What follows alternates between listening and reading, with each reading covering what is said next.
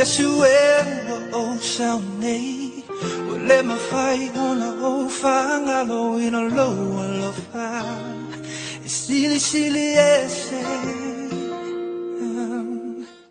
Taimi o te fangalo ina famanu yanga wa e saunia fafetai lo alofa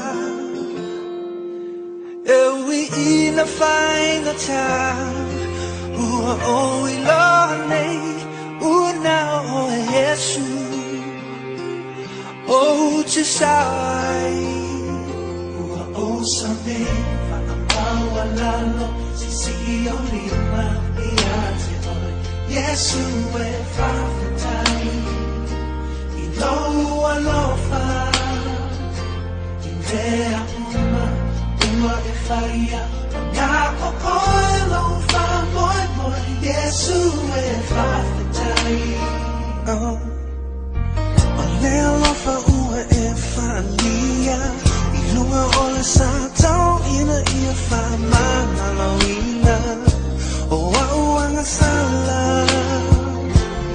O Aidau Setangata Fatau Fa'a Ua e Manatu Mai Ai Alofa Tunoa Wa e Foa I Mai E Ui Ina Faina Ta Ua O Iloa Nei Ua Nau O Yesu Ua Nau Yesu O Te Sawai O Same Whakamalau Wana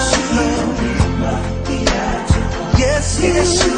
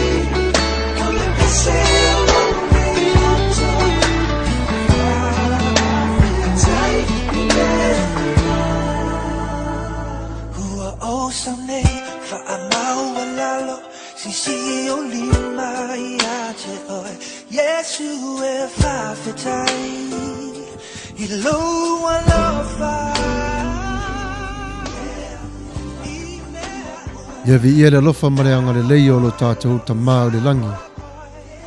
O le nei mo whai o na tātou na whātasia I lungo le ea.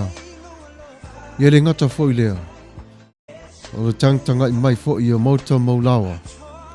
Ia whapena fōi na mātou nei nofo na atu. Ia le nei tūlā. O le ata talaina o le tātou nei mawhutanga I se te talo. Tātou wifo ma talo. Le tua mamanae lo mātou tamā. O oe lava o le atua o le vavau se I o atu I le wha vavau. O oe o le atua o le lofa ma le anga le lei. Le nei tu la lo mātou tamā pa ia. Wa mātou na sā vali mai e si ti atu la mātou vi inga ma le whawhitai I la wa fio. Alo whangio la mātou nei tau ma whainga le nei tu la fiafi. Lei tu waso fo I le tua lo mātou tamā au susuru pele lai nisi o nuu o le atunu. Ia whapena o na iai o lo wanga le lei ma lo wanga alofa. Ua ngoto I fo le lai te tonu ia te mātou le li ie a o lo tu mau pe lava lo walofa ma lo wanga le lei. Le nei por kalame lo mātou tamā wha manuia ia te mātou umalavo le hawhata sia mai. Mai la tomo ata yao mare nei vai aso le wanga alofa ma le wanga le lei. I lo suafa Yesue. Amene.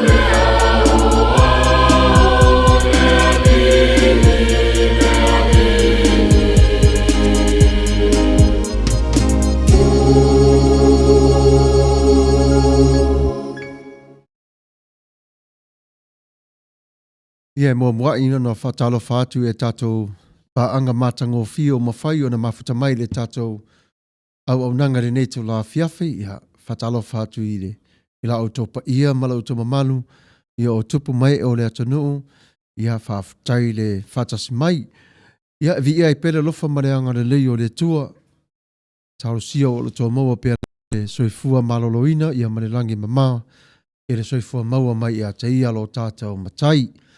Ia, evi ia le rofa mareanga le leo le tua ona ua tātou na ulia mai o le whai wina o le neiva yaso e whi au mga luenga ia le ngata i lea.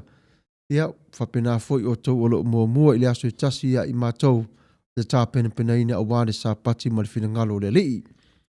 E whatalofa atua ia maalia me le seke mori o Vili Paul ia wha maalor whatasi mai ia mai sa tau vui o ta vui ia whaftai le whatasi mai alo ia le sana ia whaftai te le lava, ia lafo pulo tanga loa tau anuu, ia le sunga le li whaithi au o le tasi foi o le siu leo, le whafonga o le nei siu leo, ia whaftai whamalo le mafuta mai, lau sunga le whawhengainga. Jesse whatau, whaftai te le lava, Julian Stowers, waitala le ia taua, ia whaftai te le lava le whatasi mai le tato au nanga le neto la fiafi. Ia o le taimi le nei, ia o le a tuli loa le tatou taimi mo le asi atu i le whaamanatuina o anniversary. Ke taua tele le aso le nei whaamanatuina o aso le anniversary pe ua tasi o le sekone, ia po le minute, po le aso, vai aso masina matausanga. Ia o le nei taimi, ia e asi atu ai le si whafonga o le tai au fau, ia te o tau umalava, ino e wāre whaamanatuina o tō waso whanau, waso whapoiponga, ia po lea lava se anniversary o lo whaamanatuina le nei aso. Ia mātou te whape atu, ia manuia lava le whaamanatuina, ia whape nā fōi o nei tō mau le alofa mareanga le lei o le tua, ia whape nā fōi le alofa mareanga le lei i le tasi, i le vā whea loai, ia manuia le whaamanatuina o le anniversary. Ia ne eile o le manatu whapea. Ia o le atai ni atu o le pese le tasi. Mai le awhai pese le Mount Vire. E mana ia fo ilea e wha manatu ina ai. Le aso na e ai du ai. Ia atu o fwit ma le aso oro e ai du ai pe lava. Ia o le taimila le nei. Ia usi mai o la auto whafonga i le Mount Vire ma le pese o whai mai. Le masu mai vari minuta tia inele tulai ono. Usi mai o la whafonga.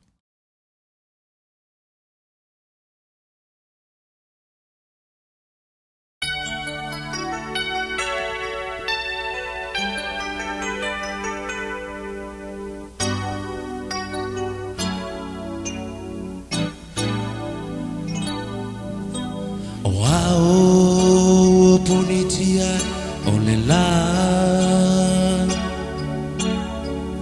Wow, my no fano noa.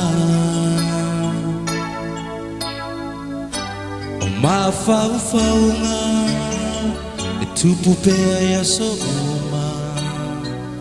Vai no tino tanu ai o esunga.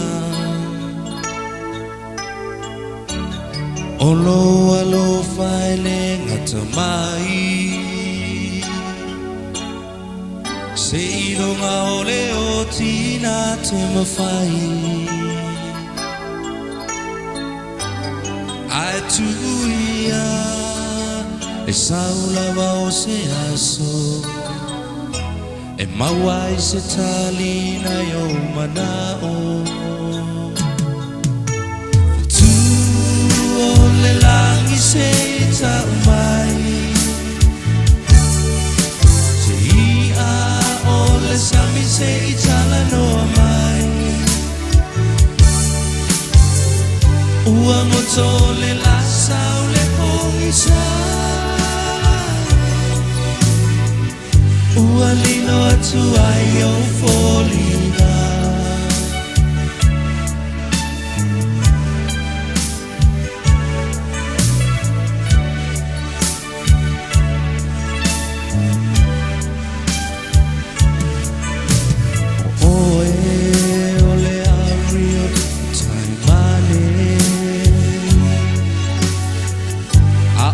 So se mai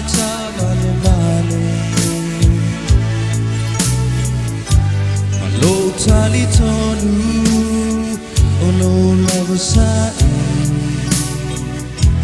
eleva ve ono mai no keli tu ole langi sei ta mai sei a ole sami sei tanga no mai uang otole la saule pongisa ualilo atu ayo folina tu ole langi sei ta umai sei a ole sami sei tanga no amai uang otole la saule pongisa ualilo atu ayo folina ualilo atu ayo folina ualilo atu ayo folina ualilo atu ayo folina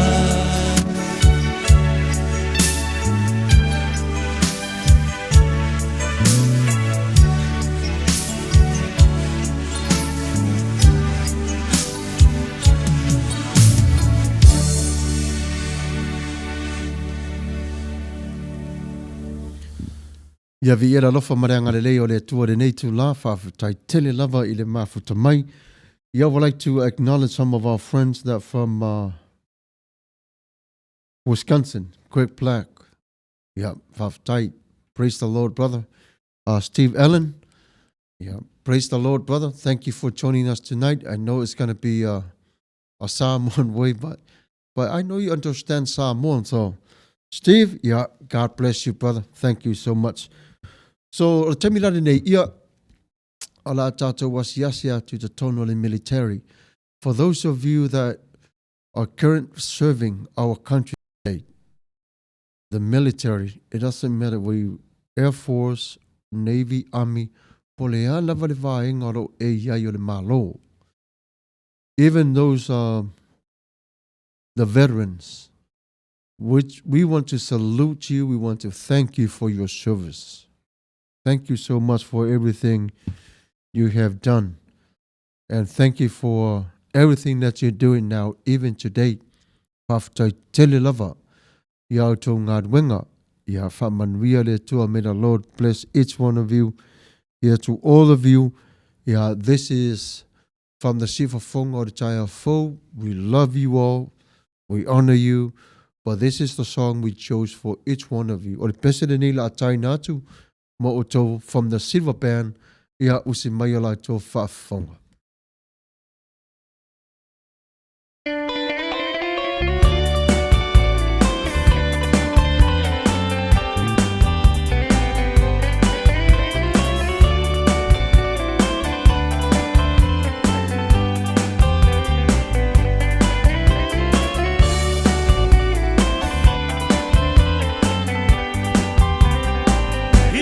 Maia vae male iPhone ua fusia ta ua haile fa maoni e te usi o loto ole a te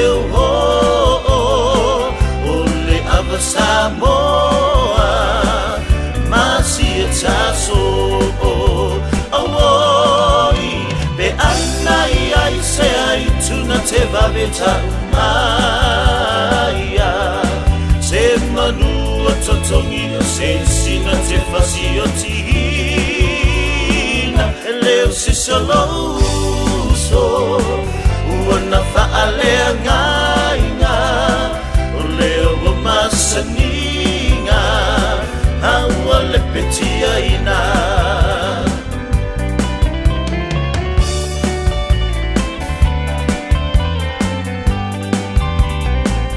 Ana ave o se mala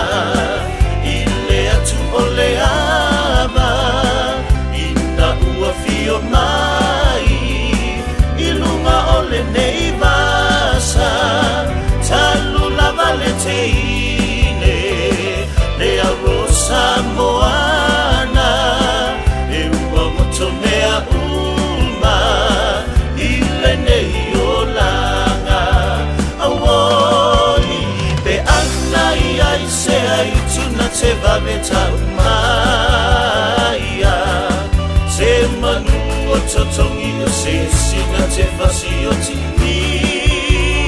na leo si solo so wana faale ngainga o leo o masaninga hawa le petia ina awoi pe angai ai se ai tuna te vaveta maia se manu o totongi o se sina te fasi o ti na leo si solo so wana faale ngainga o leo o masaninga hawa le petia ina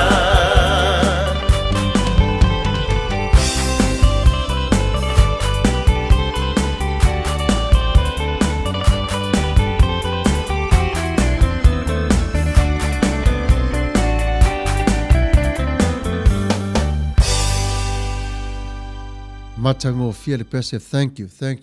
That was a very, very nice song. So I would like to acknowledge two of the Craig Black. He's a pastor from Wisconsin, and also a very dear friend of mine. You know, he's a Palangi. Pretty soon he'll understand some more. And also Steve Allen. Yeah, he's a retiree sheriff from Carson. Thank you for your service. And also he was a veteran serving for our country. So therefore, those two that I would like to encourage, and all of you that are joining us tonight, Hai Kupai, yeah, thank you for joining us tonight. Tala Bailey, Talo Failau Sunga Pastor, Pangaliro Samuel or Popo Tuava Matafeo, Malo Fa Malolosi, Itiute Mangaluenga Masani, Malo Fola Manuia Lau Sunga, I must for it is a Sunga IT to the Epafa Afitai Sua. Manuia tele le au nanga fa pea foi mare por kalame ya fa ftai tele lava le tua fine ya talapeli ya vi ia foi le tua dona lofa madonanga le Craig Black. I pray many friends will join us tonight. Chad, Tony, yeah, Pastor Daniel, yeah, and so many more. Yeah, thank you so much. Craig Black is the one who lead the Doing Life with Jesus. Yeah. Manai foi po kalame as yuso. Papenao na mai moa matangtanga I mai ere to tele. Ya, fa tai fo ile fata si mai ya vai, ya matresi ta fa malo. Ya, thank you, Pastor. Thank you for joining us tonight. Ya, may the Lord bless you all and continue his work. Ya, fa tai tele lava. Ya, ole temire nei, ia ole afa penao na asia tu le tatou por kalame. We come to this very, very special time. It's a celebration of their birthday. Ia whape o lo whamanatuina nei reo waso whanau. Ia whape nao na eile lo whamareanga le leo re tua. Firstborn, ia secondborn, thirdborn, ia you name it. If you have 10 kids, praise the Lord. If you have one kid, praise the Lord. So if you have 29 grandkids, praise the Lord. So praise his name. Ia o le taimire nei, ia e whamanatua I o la tua so whanau. Yeah, but don't forget, I always remind parents, even though it was a celebration of your son or your daughter, but remember the time that you gave birth, parents, to this child. Remember that's the critical time of our life, is our commitment to God to care and to be there for her or him, the child. So this also goes to you, parents. Thank you for giving birth to us. You know, we thank you so much for all the things that you do. And I'd like to whatalofa to Tapanuanga Valley, lau to whawhawhtai tele lava o Tapanuanga Valley. Ia se fōi lea o sui o le si whawhonga o le tai a fōuro whatasi mai au se talia. Lau sunga le whawhengainga lafo pūlau tanga loa tau aneu. Manuia le awaunanga lau sunga le whawhengainga Samuelu. Ma le aiti le sunga le whaatonu tūla e pasua. Aita nane le paanga masani o le soft. Ja bless. Ia whawhtai tere lava lau sunga le whawhengainga lafo.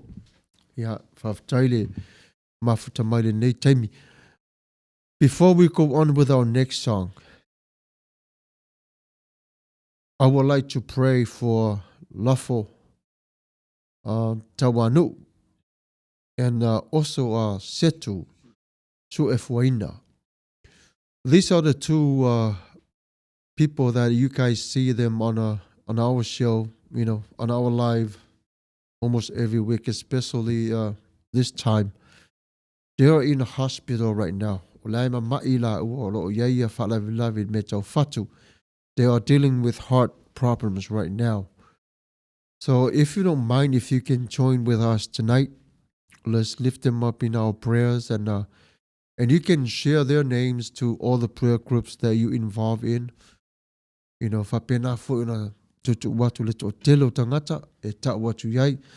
So let's pray for them. His name is Lafo, Pastor Lafo, and also the Awao Suefuina. So let's lift them up in our prayers at this time. Let's pray. You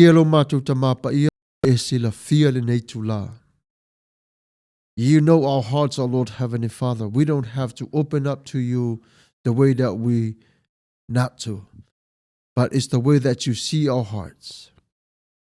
Father, we know that you are here. You see our hearts. We lift up Pastor Lafo and also Suefuina. You built this temple and you placed them on earth for your work. As for this time, my Lord Heavenly Father, illness and sickness becomes a problem. But this problem is not too big to you, our Lord Father. We are asking you now, Father, for your mighty power to move in them and heal them. And we thank you so much for the team of doctors and nurses that is surrounding them. It's the part of your work. It's the part of the miracle that comes from you. Father, for this time, while they're laying on their sick bed, our Lord Heavenly Father, we remember, we do believe what Jesus was saying.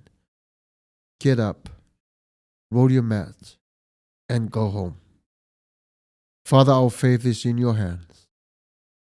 We know and we believe and we trust. We hope only in you.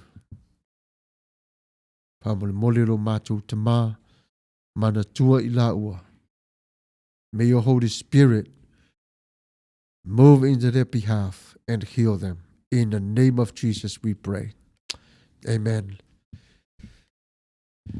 Ya whaftaitele lava ia o le nā ua whamanino atu ia leo toe pōsa lilo ia o ila ua nā o whapena ni whale mai au le taimina nei. Yeah, let's celebrate your birthday. And we thank you so much for whaftaitele lava le mafuta mai i tātou pāanga. Le matango fie le au le o tātou pāanga le neto lafi. O se mai ala tō whafonga o le pesele nei mautou.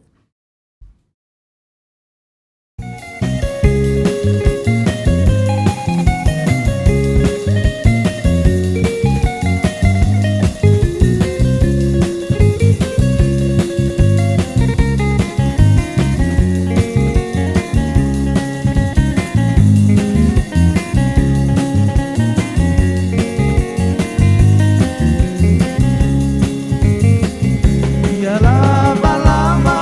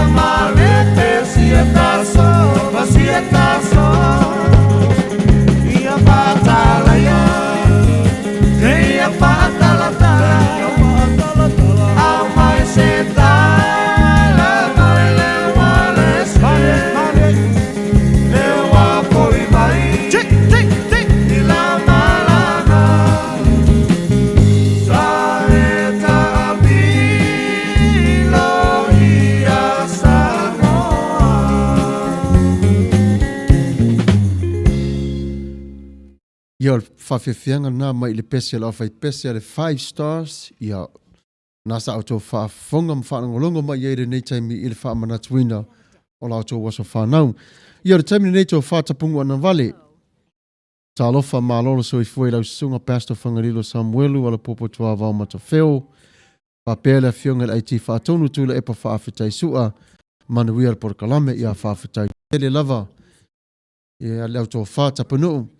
Ia whapenao na whamanuia to fo ile tua le nai tua le vaenga. Molo Henry Purcell ia talo whai ia.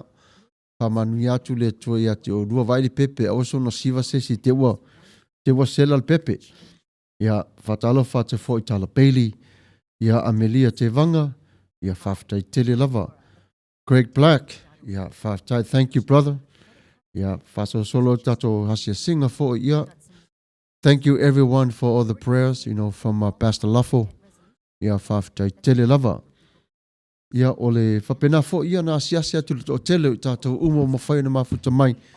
Ia le nei taimi ia ole a tato asiasia tu le au whainga ruenga le tua. This is the time we're going to acknowledge all the pastors around the globe and all the pastors too that is joining our live tonight, and every other day. We know the work is not that easy. Ele whaingo whialau tō ngā ruenga. Le tau aswina le puwai le ola I le tū ma le tū so se whatawhai taulanga. We'd like to encourage to continue go forward. Sometimes, we feel like we're tired, we're weak, but trust the Lord that He is in the midst of our walk. La tatu tonu le tua la tatu savaringa o lo ia na sila fia o mea umalava. So to all the pastors around the globe and the pastors that are joining us, Silfonga o Taia 4 Radio Samoa, we'd like to thank you, all of you, for your services. Thank you to all the wharetua, for their encouragement. Whaftai tele lava I la auto fautua, le fautuaina o le ngā ruenga, ia le ngata fo I lea o poutu toa mapuna o e kālesia taito tasi, ia o tau o lo wha maa lolosi, o lo tu mau le wha avaina o le whi au mari ngā ruenga, ia whapena fo ia o ao, ma whare tua I le sapaia, wha tasi ia mare vaa lua ma whapena ma whai whi au o lo ma whaiona o tau na ngā rurua wha tasi.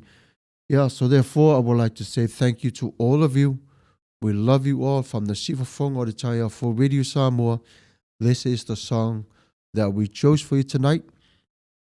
I know tomorrow is Sunday, to other part of the globe, but you just put the pen down, just relax and enjoy this song that we are picking for you guys tonight.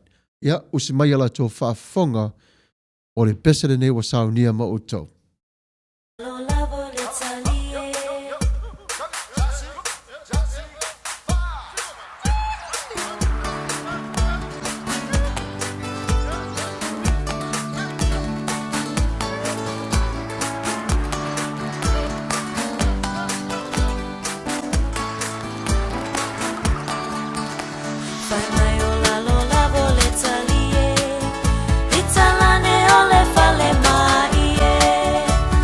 Puno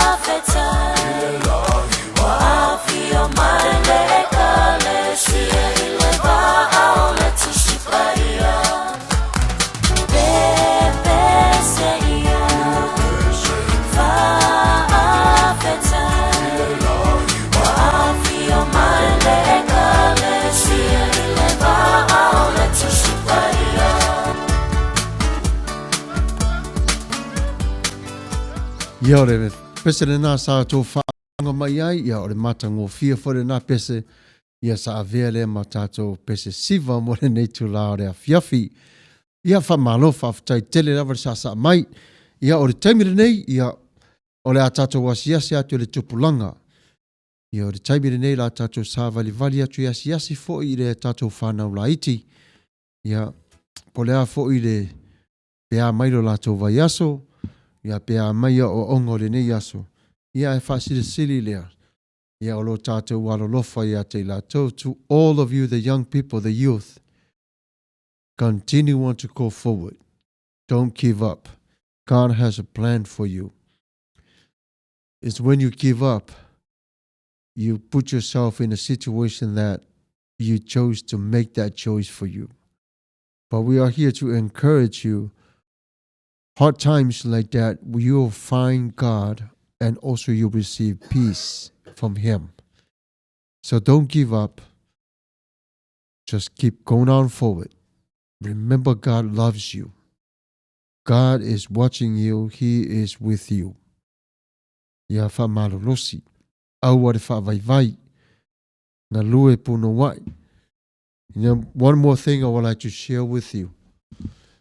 Awane ingalo ia te oi o le usi tai o le tamaititi o le mea no fasili lava lea te ave I lo ta mamalu te nā.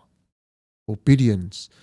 And it's one of the huge gift that you can give to your mom and your dad just by listening and, taking care of them.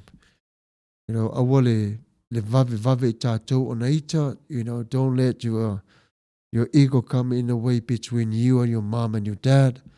We always got to remember our parents are very, very important in our lives because these are the ones that we can lean to. If you're going through a hard time right now and I encourage you, go to your mom and your dad. And if somehow that you don't want mom and dad to know what you're going through in life, go to your uncle, auntie, discuss things like that, what matters. And then please try to speak, talk. Don't hold anything or other things inside of you. There's no room in you for all those things. You need to let all those things out. Don't keep it inside of you. I would tell fear for ton ele au ngā.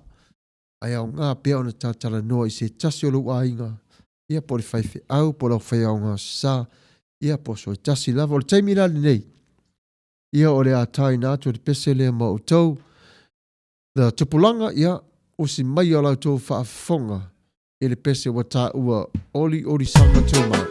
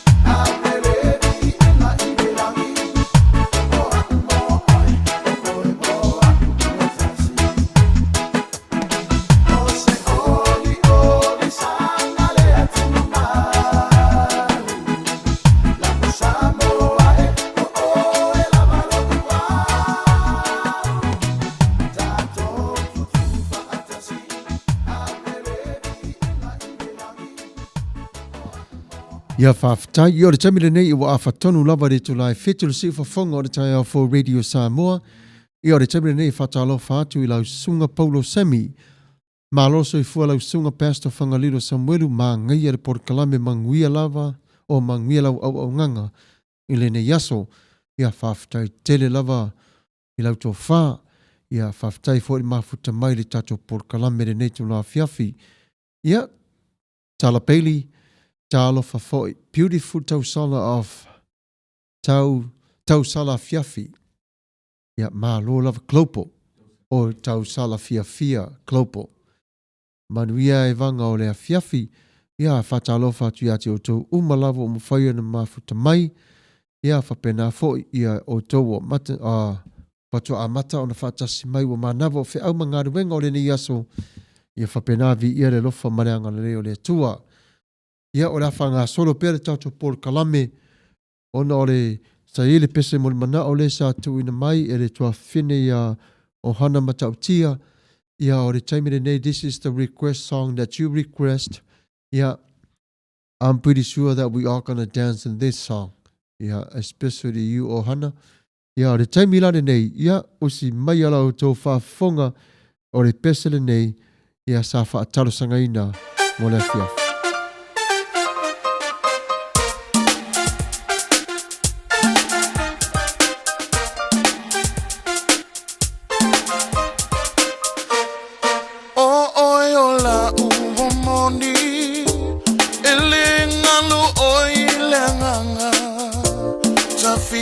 Fata sipea ma o e ileni olanga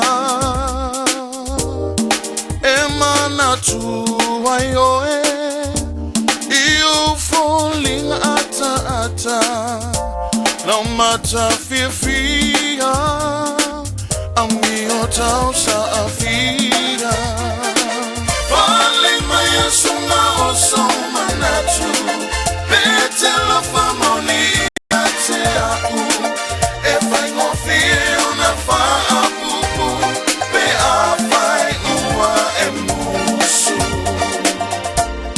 So we are all out here. Lelo pele na o filifilia. En moni ai le upu tusia. Pupula le ngata ai fasia. Se me a fai ngata. Olo ni lava fia fia. E we na liua. Pei ole vai oshina. Vale mai sunga o so manatu. Betelo famonia te au. E vai ngofie ona fa apupu. Pe a vai ua e musu. Tofa so fuala upelelo. Momo ua le tonau. Tu sia tanu letu ina nau Fifa atasi e fa abavau Fali maya sunga o so manatu Betela famonia te au E vai ngofie ona fa apupu Pe a vai ua e musu Tofa so fuala upelelo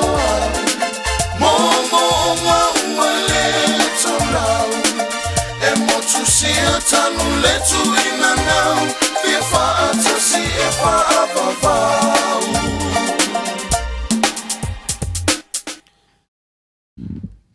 For this time, I would like to take a few minutes away from our time just to pray to our Father for the people of Tennessee because of the tornado, and many people lost their loved ones. And I do believe this is why God called us to be here tonight, especially the Suvafonga Chaya for Radio Samoa, to use this outlet just to be the voice of those who lost their loved ones. And I would like to invite you to join me in prayer. Let's lift them up in our prayers. People of Tennessee, let's pray. Father, we come to you in the name of Jesus. We don't know how hard it is for the people of Tennessee for what they're going through tonight. Some of them lost their loved ones, and some are still looking for their loved ones. But Father, you know them. You know who they are. We are asking you, Father, for peace and comfort, restoration, and leadership. We're praying for your grace. We're praying for your comfort. We also pray, O Lord Heavenly Father, for your presence there. Father, the situation they went through, you knew this was going to happen, but we know you're the God of love. You know your people very, very well. Father, for those, the injury in this disaster, we are asking you, Father, to sew their flesh back, heal them. For those who have lost their loved one, and some of them they're still lost in the dark, Father, we are asking you, we're praying to you, may your will be done. We thank you for your Son, Lord Jesus Christ, who opened the doors for us to come to you with our prayers. In your name we pray. Amen.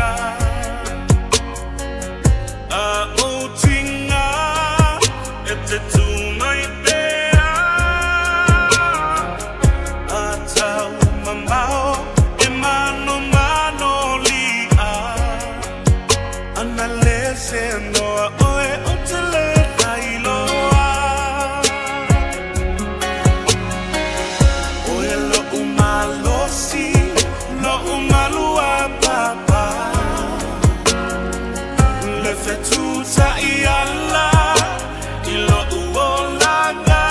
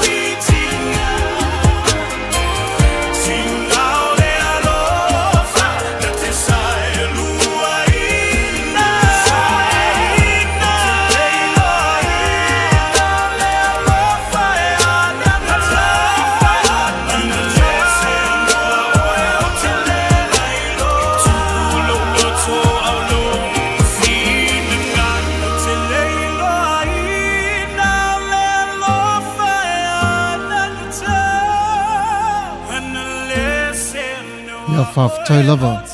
Some of the words in that song says, O te leilo ino le alofa whainta, means I will never know how hurts is love, how deep is love is, and what love can do and how can express in our lives. It's a very, very powerful song. Ina taimini ia o lita ma vaenga talo whai. Ia talo whai lau sunga, Pastor Whangalilo Samuelu, ala popotoa wa matawheo, malo lava le soifua manuia fo i le IT, whapea fo i le IT, manuia lava le porokalame o le nei afiafi, whatasi le atua mo o lua, manuia fo i le au mafuta God bless, ia whaftai lava le tua fine, ia malo lava le mafuta mai, o hana, ia ma neia le pese, whaftai ata punu lau tua whale mafuta mai, ia whamalo ata fo i alita, pe o le whetalai atu e fo i le tofa, ia whaftai tele lava le mafuta mai, Mara Yakopo, Malo Mara, ia bless you. Wepati Fatilua, thank you for joining us tonight. Ia Saipani Ami Tuanai, talofa lava uso mo le tautua, ia talofa lava uso, whaftai tele lava le fatas mai. Yeah, Craig Black, brother, your prayer put tears in my eyes. Thank you. Praise Jesus. Yeah, thank you, brother. May the Lord bless you. Yeah, continue on your ministry. Yeah, I know how you feel. I hope your family is okay. Yeah, Talapeli, what happened in Tennessee?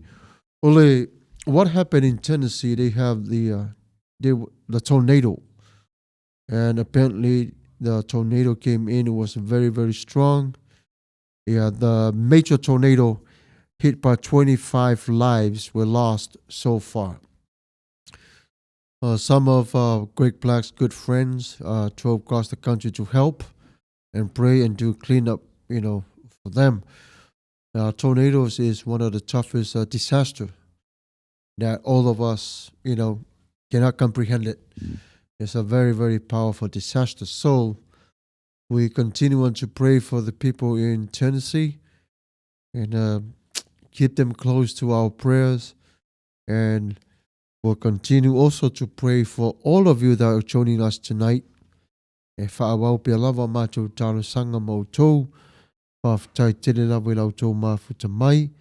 Ia e vi ea le lofa mareanga le leo le tua. Wawa ia whaia mea sili sili. Mo i tātou umalava.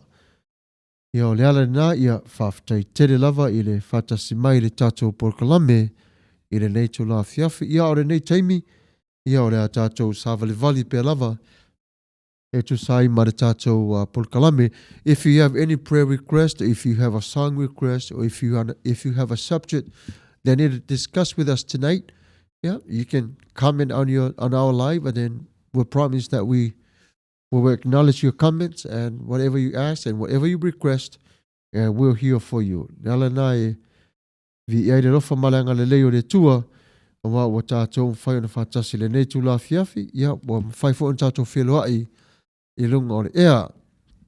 Ia o le taimi le nei, ia, wa fast food ma le 5 minuta te aine le tu lai fitu le si whafonga o le tai au for Radio Samoa, ia o le a whaanga solo pe lava le tātou porkalame e tu sai foi, whape ona whaatulanga ina.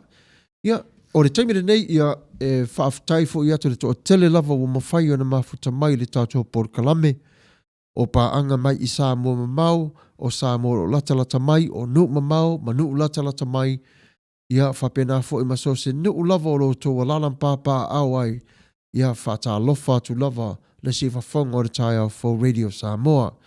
I'd like to encourage all of you from far or near. Yeah, thank you for joining us tonight. May the Lord bless you all, and may the Lord continue his ministry with you all and continue to lead you and take care of you. Ia whamanuia tu le tua ia te o tau umalava I mea umalava wia whina ngalawina I le alofa maleanga le lei. Ia o le nei taimi ia ua atoa nele tu la talu na whai o le tātou porkalame. Ia o la iei fo ila se taimi ia na tō whaafonga mai lea ia tātou tala mai lau whanua, ia ma tātou tala mai Samoa, ia whapena foi, ia o tātou tala foi o melo tupu I tala atu o Amerika, ia ma Samoa foi. Ia o le tamile nei ia usi mai o lau whaafonga ia tātou whaasaralaunga whaapisinisi i le nei tula. Usi mai o lau whaafonga.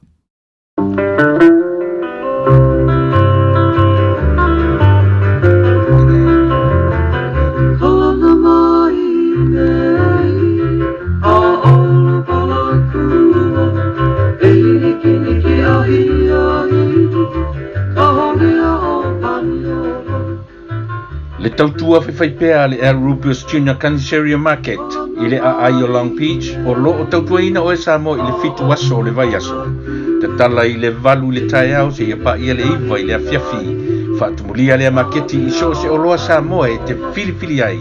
Maua tanga talo Samoa, talo fiti, pusa fai, pusa mamoe, pata mai New Zealand, tanga lauru au, pusa turkey tail, po muri pipi, maua le tau sami vela, mo tātou Samoa, mai le aso wharaile se i pa ia le aso sa. A o le tau sami Mexico la vai e te tala i le fitu aso o le vai aso. Ma nei a fo i ai whai te swing o le tau sami. Io e, o ma te isi le talo ma le whaspoi masima, ai alo ane i se tau sami Mexico e wha masani ai.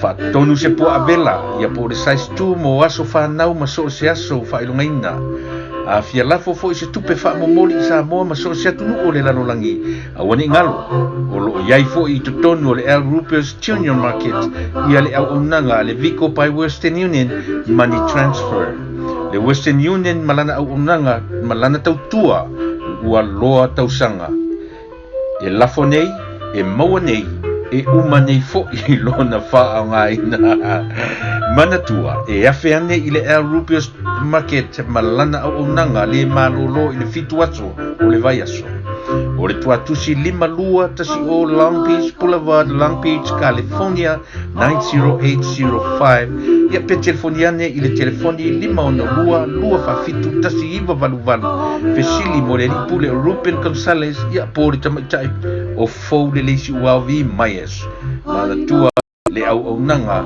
yo hello Al Rupios Junior Market i le fitu aso o le vai aso.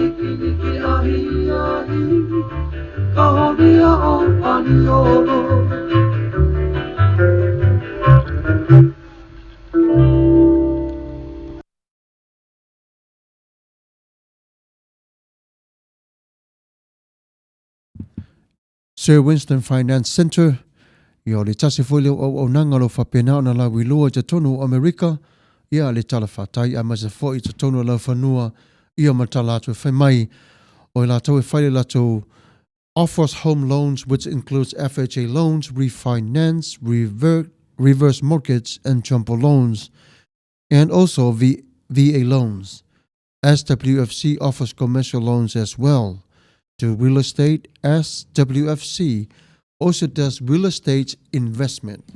SWFC offers any kind of life insurance, which include guaranteed insurance for any health issues, no matter pre-existing condition or health issues, with no medical examination. We can insure anybody or someone with no social security number with this policy, universal life, term life, etc.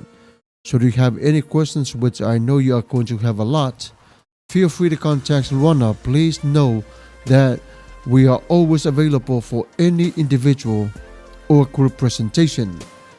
O le Sir Winston Finance Center mātou te ofoina, o la mātou au nanga mātou te ofoina ai, home loans o se loan lava me tau fale, LFI, FHA, refinance, reverse mortgage, jumbo loans, and VA loans.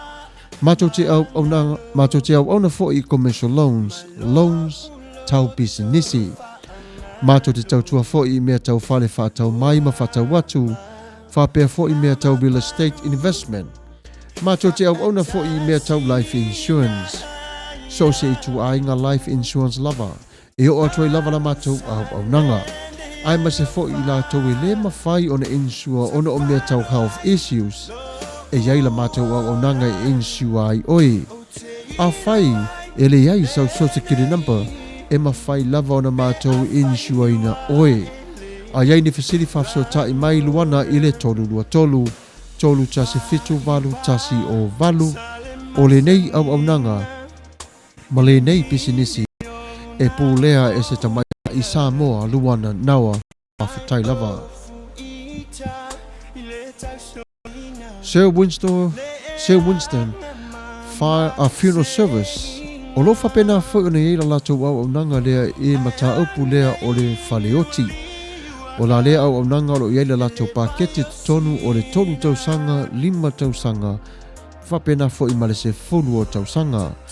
O whawaina le nei por kalame ma le nei au nanga i le whesoasoani atu i tangata Samoa ma Samoa mana wo mai e masani. O le nei por kalame ma le nei foi au nanga o le taumawhai ina ia whawhai ngofia ina le taimi o le maliu. O le telo maliu i aso nei ua taumata ma ua whapena o na ngai foi lunga le tau le si o le tau ai mai se foi le whatawina o whanua tanu. Ia whapena foi le tā penepenanga i te tonu o whale a o whaatali o a inga ma wo mai masani e asi mai i whafo. Wa whai ai la le Sir Winston Funeral Services le paketi o le tonu tausanga o ia te oi lava malau whengainga. O le 5 tausanga e te mana o ia i te tongi ai o lau paketi whapena foi por se furo tausanga e pule lava oe. A ia e mana o mia lava o lo vala au i a luana nao Winston le ofisa o le fitu o fitu ono 5 iwa po lana telefoni fe a vea ai ole tolu tasi fitu maru tasi o valu. O i tātou fo i Samoa i whapena o na malama fo i olo o iei fo i le vaenga o i la tau le au nanga o le wha liu efu. E pole lava oe, pole a lava le tu ainga te manao ai, o lo whapena lava o na iei le au nanga e talia o lo manao, ato ai fo i malo ul whale atu, e whetala tala i ma whapena o na fuafuaina o le do manai. E tupu mai whalawelawe i ua whapena o na nofo sauni uma o whanau ma ainga. Ona o le whaingata o le nei mea o le tupu mai o whalawelawe ia ua tau mawhai o na tau sa ili le seleni e ta tongi ai o ia o whare maliu i whapena fo i mawhanua tanu. I oe tātou i Samoa wa masani lava i tātou i la lea vaenga se i whaatari se i tupu o le whalawelawe. Ai whautua atu lava le si wafonga le tai a 4 video Samoa i a te oe.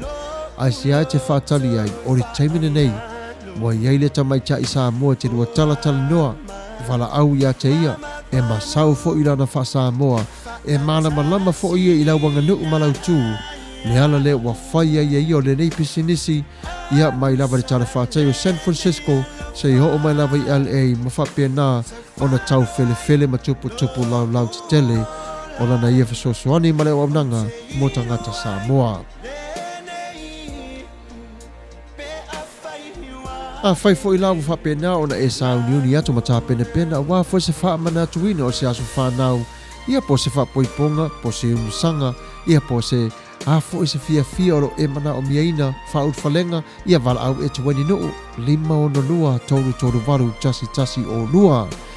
Tala no ia e te wani ma whai ai o e te fia se pese specialized for i sounds reinforcement sound system rentals, backline rentals, D-Day services. Ele lei fo ilana whasoro i pese te mana awai, whawhiawhia e fo i le whawhiawhianga, oro iei nei a e tueni, ia o mea umalavaro e mana o mia, ia wala au le uso. E whapena fo i ona tali whiawhia mai o lau wala au watu ia te ia, e tueni nuu 5 o no lua toru varu tasi o lua, pole i meli o le 5-star pro sounds @gmail.com. Ia wala au watu nei a e tueni, ia o loo whatari mai i lau wala au watu. Ia e mamore tuaid whaafitai ma le anganga whaamalo lava i tatou paanga, ia whapena fo i whaatara launga whaapisinisi ro lātou lango ina o le tatou nei whaatara launga i lunga le ea, ia whaafitai tele lava i le whaatasi. Mai o le taimile nei a melia te vanga whaamole lava mo lata pese. Mo su e fuaina setu sua. O lo i whare mai o le pese o le glory for mawai o wanga ia whaatasi le tua mo su e fuaina i lo na ngase. Ia usi mai o lo whaafonga. Samoan number, meaning we should give our lives to Jesus because He's the only one who can save us.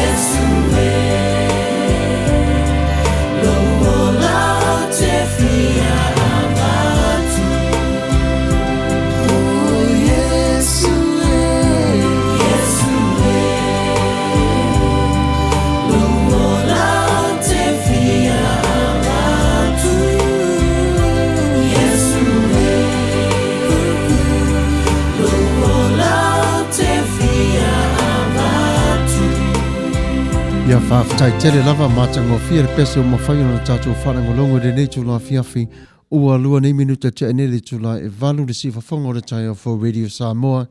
Ia o re tabile nei, ia o le a siasi atu fua i te tatua o mafuta ua mawhaia na mafuta mai re nei tū la. Ia whatalofa tuai ia Greg Black. Brother Sammy, God is doing for work in and through you with everything you do. I'm so blessed to walk alongside you for so many years. By the way, someday we got to sit together for some great sushi. Oh yes, I'm down for that. Thank you, brother. Yeah, whawhatai for spicy water to moi. Yeah, whawhatai tele lava. May the Lord bless you. Thank you for joining us tonight. Tauri ai. Yeah, Kendall. Yeah, whawhatai tele lava mafuta mai. Yeah, spicy water, tu moi. Whawhtaivi ia o Yesu, I will bless the Lord at all times, and his praise shall be continually be in my mouth.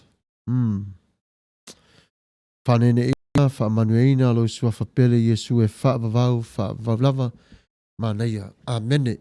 Ia, whawhtai. Ia ole taimilane nei. Yeah, te o tato mafofau. Let's take a moment, and if you had the chance to examine the whole world tonight, what is going on, even in our great country, the coronavirus is becoming like a disaster that it's so hard to find a cure, especially what scientists are trying to do, the doctors and all the different parts of the world are trying to find a source of cure. But for us, we have God, that we believe in him, that he understands and he knows what is going on today. I just want to encourage all of you to don't be afraid. It's what you hear from the other people or what you hear about what the coronavirus is all about. Trust God. I don't want you to be afraid of what you fefe. I don't want you to be worried of what you popole. Fatua tua ile tua. Remember them that they lost their lives. Some of the families they going through, hard times tonight. Olo tinga hina mai la tau ona wo ona vai pepe. Ia matangata mata tua. Ia wafapia na fo yo na fa ina iro la tau suafa. Ia mafapia na lava ona marili wayo ila tau. So tonight, remember, pray to God. It's not only because of the coronavirus and then you got to get yourself ready, right? Let me be honest with you. Let's be ready all times. Get ourselves ready with God. Line up ourselves with God. Ia tātou ona whawhi ngai mare tuai taimi umalava. Awan e whapea ona naori nei taimi. Ia ona tātou ona whapele sound uni ai. No, we meditate on his word night, day and night. Tātou whapea nā ona tātou nofo mare upore tua. Tātou mafau. I say, how do the tupu ai nei whamai? Why the coronavirus happened? Why all these things are happening in our world? Well, we are living in a fallen world. But we have the uplifting God that will lift us up.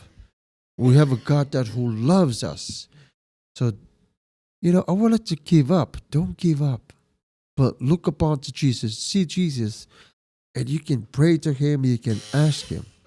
For all the countries now is affected, and even the states of, on all the states of the United States. Wa mata na whaino ila tau. Ia maua a fio ila tau.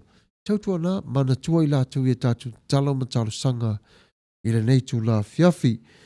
Ia ila le teimi nei ia tātou nofo ma mafau whau ma wala au ile tua talo. Ona ua maua mele tala e whapea. Ua luas fumala tasi nei tete o Amerika wa afia ile whamai o le coronavirus. Mo o maile o whainga o ila tau uma wa afia ile luas e lau limas fulu mona tupu. Wa sawa te le fo ila le tupu o le coronavirus e to tonu o le tātou o le atanuu. O lo ngana lua pe lava la le WHO lo whapena fo le tō tele matanga luenga fo mai ina ia tauma whai ia maua vave lava le tōng fitinga o le vaila au ina ia awane i sa sau pe pisia tele o la le wha mai i te tonu o lo tato watanu.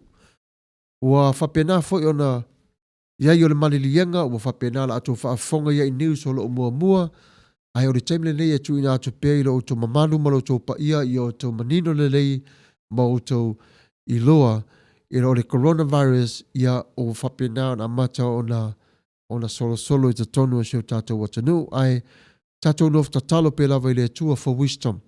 You know, for God to bless all the scientists for what they're going through for wisdom so they can find the cure, you know, for the coronavirus. And also we got to remember this. God can use the scientist man or the lady to bring part of his miracle for healing. Ioi, e whapena le ngalua le tua, e whao ngā umalawe le tua so tangata. Lafo e whemere tus pa ia whapeti ngā le lima, peti ngā le mata, peti ngā le talinga. If your whole body, you know, if one other part of your body hurts, your whole body hurts. You know, e whapena. Ia, lala na ia tātou ma no whauta e. O le taimene nei o tō tānu mai ia leo ua se fulu ma le tōru lava i la tau ua mali liu. I le valu mini te tea ili tula valu. Ua iei ta la tau e tō valu ua ma e sfuma le tōru ua mali liu i o mai la vale nei taimi. Ia o tele tonu a mai a whare tātou por kalame mua tai au ia na maua foli ar whaapupoina manu mero o ma whai o na maua mo i la tau mali liu. Are nei taimi ia pia no whai atu whaamuli mole mana tua i la tau i tālu sanga. Ole avatu pela i ati o tau ila o topa ia malo tau mamanu. E ei teimi foi fia tele tātou, you know, was shaking hands, whatalo whatu le ilea, pea songi, ia e reisa whaina ia mana tua, fu fulu mamau lima, fu fulu mamau, pe lua se fulu se kono rai fu fulu fasimoli, pa penana fa mamau mo lima, a e whatalo whatu le tasi o tangata, ia mana tua, awa te tango i o fōlinga, aua te tango i o talinga, po lumalo maulu, ia mana tua le lei, o le lapata inga le nauro au mai at tonu o le soifua malaloina e wha i tete e tātou, ona o le wha mai, e a fia tele ona vave i fōlinga o le tangata, ai maa fua mai lava, e a vatu lava e lima, le ala lea, ia a whapea te whata alo whatu se tasi, ia e le whapeo se mele anga o lo whatu lou, e malama foi le tasi o tangata, ai au ngā pia lava na malama le tō tele ona o le nei wha mai, ia pia no tā ua tu le taimi o sola wa lua se lau limas fuluman tupu. Tangata wa fia. O lesi tū vaenga, ia o tātou nofa manga whangafa mauta ia i oa mauamane li poti na ole afe lima se lau tangata ia sa siaki tonu i United States a toa. Ia whatu stusala ia ko lea e se fulu male ono afe tangata sa siaki. Ia whapena fore se fulu varu afe sa whapena o siaki tono saina. Ia o lela iele li pote whapea tonu. Wa whai lava sina whata malala i titi lavo Amerika i la lea mata upu. Sa ta tau lava ia Amerika na mua o na telo la tu tangata i mautu mai o siaki ina umo tangata whioa i tu whafo ma tangata whioa i mai. Ia o le tūlanga lelu iei nei o lo iei le CDC o lo ngā rulua pe lava le ofisa o vaila au mane nei taimi i le tau sa i lia o le vaila au ia vave o na fofowai le mata upu. Yeah, for those of you non-Samoa speaking friends who joined tonight, we're talking about the coronavirus, how fast it's growing and affect in the United States. 21 states of United States is already affected. And also there's 250 plus people is already affected with this disease. 13 of them died. Yeah. But the warning is, if you know you love to shake somebody's hands, you know, it's not a mean way to say, you know, I love you so much, but, you know, just protect each other. You know, let's not shake our hands, you know, and if you do, make sure you wash your hands for 30 seconds. Clean. If you shake somebody's hand, make sure you don't touch your face, your ears, or your forehead. Yeah, man, try to protect yourself. You know, that's the whole thing. Because right now the CDC issued the report that they're not ready. They don't have the cure yet. But hopefully, anytime soon, we don't know when we will have a cure for the coronavirus. As for right now, receive a phone all the time. According to our report from our news outlet, don't worry, don't be scared. We understand. And God knows what we're going through at this time. The time lalana whawhialoa tua le tātou pa ia malmamalo le tātou au mafuta le nei tūla ona o le coronavirus malana asia singa mai te tonu le tātou lawel ele watasi le vai aso a wasawa tele no anu. Le singa whapoponga le titi le nā whamana tātou wai le tō tele o tātou aua tātou te pole ai tātou mana tunatu pia lava i le tua e mo le tangata lava i pa pole lava. And I encourage lava i te oi, don't worry, stay strong. Coronavirus is real, but let's put our worries on the side so we can focus for this time being. Le taimile nei whaftai tele lava le mafuta mai le tō whātapunu wha mo le pastor na IT o le pese mo le manao wha mo le tātou au mafuta sau oi lap tau sala. Wham aniseto whale mo e kākou kama. Mare whalo lava. O le taimilane nei, si mai o le whaafonga.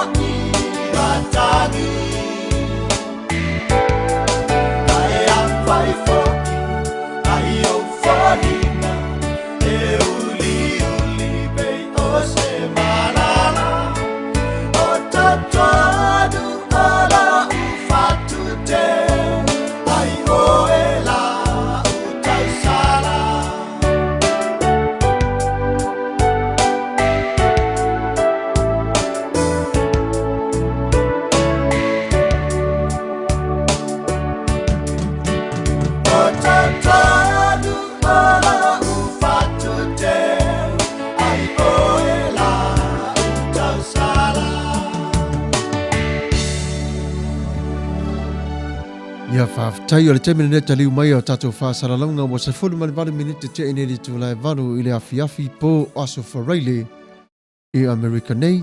Ia whawhera i to whailo o topa ia malau to mamalu au se Talia, New Zealand, Guam, Filipino. Ia po whea lava o lo i hai o tōle nei tūla. Ia vi ia le lofa mareanga le lei o le atua. Ia o le te minute nei ia se whatalofa te fo i le tatou au mafuta. Ia fau le lei si wao vi Myers. Ta alofa Pastor Samuel wala popo tua vao mata feo. Pa pēr ai ti manuia lava le awaunanga le nei a fiafi ia whawhitai tele lava fau. Ia o fau foi. O le tasi lea o tua fini o lo whapena o na sapaia le tātou nei por kalame lunga le ea. I whasara launga whapesinesi o la ia lea ma sion to lua se te lo lava o lo whai la pesinesi o le Europio. Tato umale lo nofo la talata mai nei po le nofo mai foi po fea lava le tuolo e mamaua o lo e nofo mai ai. E ma fai lava e vala au mai ia fau. Fate ta ingala whapea. Naona e vala au mai ia fau whapea. Fau, whamone mole lava. Se e fai foi lava se kale maa moe. E se pe afa le apa foi lea afa kale maa moe. Ma le apa lu au. Ia o talo, ia whaatau i fo maisi mea i sa moa. Ia nan e wala au mai lawa ia fau, ia whairo malawa appointment, ia na e whaile, ia whaamole mole, o na avele malwhaife au lea tala noa mai, wawa aila le mānaia. Ia, pe ave fo i malawhionga whaatonu. Ia o le mānaia la le na, if you nearby, ia o le atalata mai, wala au ia fau. E mata au tia fo le kuka le tino fau se te whai a te whaamalia ina lo loto. I se tāpere penanga fo ia fau a wā fo i usaminga, malau tau samaanga, e mata ngofia tele. Ia val au ia fau o le Europios. Pa penela le val nofo mai o Texas ia po au se Talia. Ia te val au mai lava ia fau le Messenger, ia whape ia ola oka lea whaamole mole, vatu masio matou ai. Naina nofo mai Long Beach, ia watu masio mato aingalaina nofo mai Torrance, ia whapena fo i leo na tala noa mafou, ia whaisa urua pāleni o se peleni, ia pe alu se teine ave, lau mea ai, ia vai, me whapena, te ile fo i lawa tau ainga, ia ona wala au mai fo i leo, o ia fo, ia latu fo whape, ia ole meta tau wai lea, ma tau tau sama angalena mai se o tau tei mai Australia, vai na li mana i o na vaenga. Ia ore tau ma whailava ia maua e tā tau lea fo. Ino renga lue whatasi. Ia le mele na ia awane ngalo vala au ia fau, El Rupios, ma tau tia le mea aisa mola ia. Ia ore taimile nei, ona ere tātou pese mo le mana o le sa talo sanga ina mai. Ia ai usi mai o lau whaafonga, ia ore a tai nātu te pese. O e whatale wa wawe atu. Se toi sa aile atu le si pese muri len toi taunu mai. O le... Yep. Tatu tala noa pēna toi ta o tiro le pese se taimi. Ia o le taimi le nei, ia se whawhelo ai pēre tātou pāanga. O puava are fosio. E tā lofa lava. Ia hele mai le leo ka maiki. Ia maa lo lava tā lofa. Ia manuia oe male. Mara ainga ne nai tuar ki lope. Ia, whamanu atu le toi atu o tau umalava. Ia o le la sauni atu, le se sa ili atu le praise his name. Ia lau pese tala peili. Ia a mawa ina tatu le. Al temi ne se wha atalo whatu pere tatu au mafuta o mawhai o na mafuta mai. Ia Louisi R. Lamb. Ia whaftai tere lava le mafuta mai. Ia Faude le si wavi maris, ia malo whaftai tere lava. Spicy water, tu moe ale. Pai mai, pray for you and you pray for me. Let's pray together for a cure of this virus in the mighty name of Jesus. It's hard to remember not to shake hands or hug, but go to stop o talo whai. Ia. Peona o whai atu. Ea fo o lai o lo e maua lava. E maua lava lai ngānu lue umalava le whare pae pae. I ro ta talo mo le whare pae pae mal prestene. O lai ngānu lue lava la tau. Mana o fai atu. E anu lava maua. Ai ona ole whaatulanga ina lava ma whaapulikalame ina ole vaenga i te tonu le CDC ma whaapai o lo whaanga solo mai ai le whaapulikalame ina o le whaamai le nei.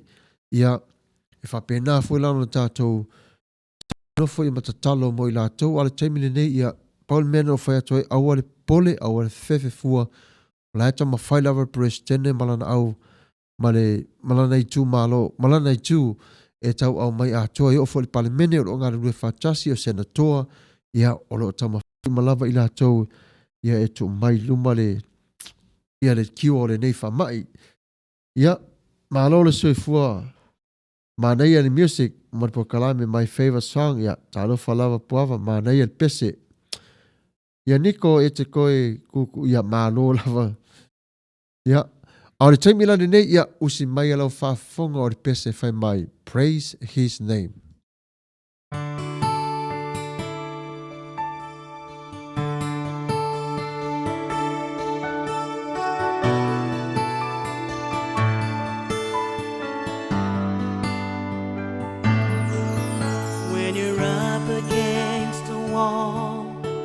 And your mountain seems so tall, and you realize that life's not always fair. You can run away and hide, let the old man decide, or you can change your circumstances with a prayer. When everything falls apart, praise his name. When you have a broken heart, raise your hands and say, Lord, you're all I need. You're everything to me, and he'll take the pain away.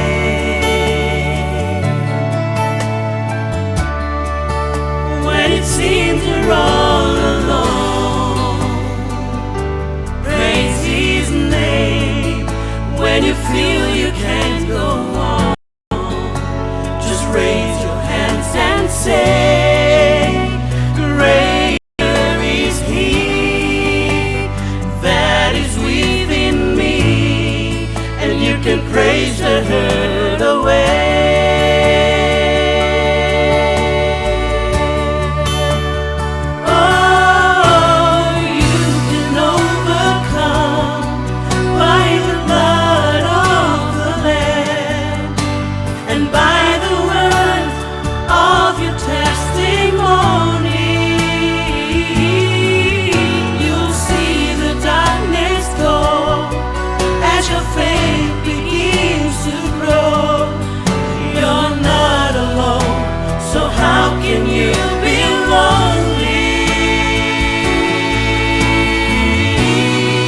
When everything falls apart, praise his name.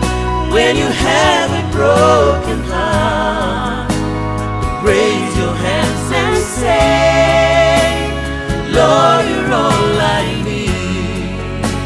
You're everything to me, and he'll take the pain away.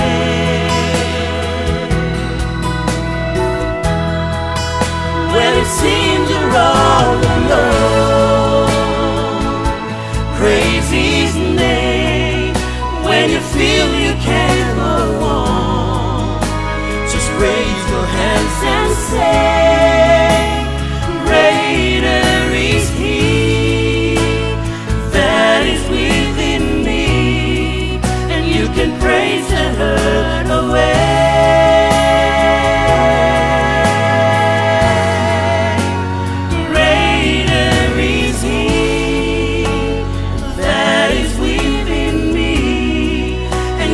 Praise the hurt away.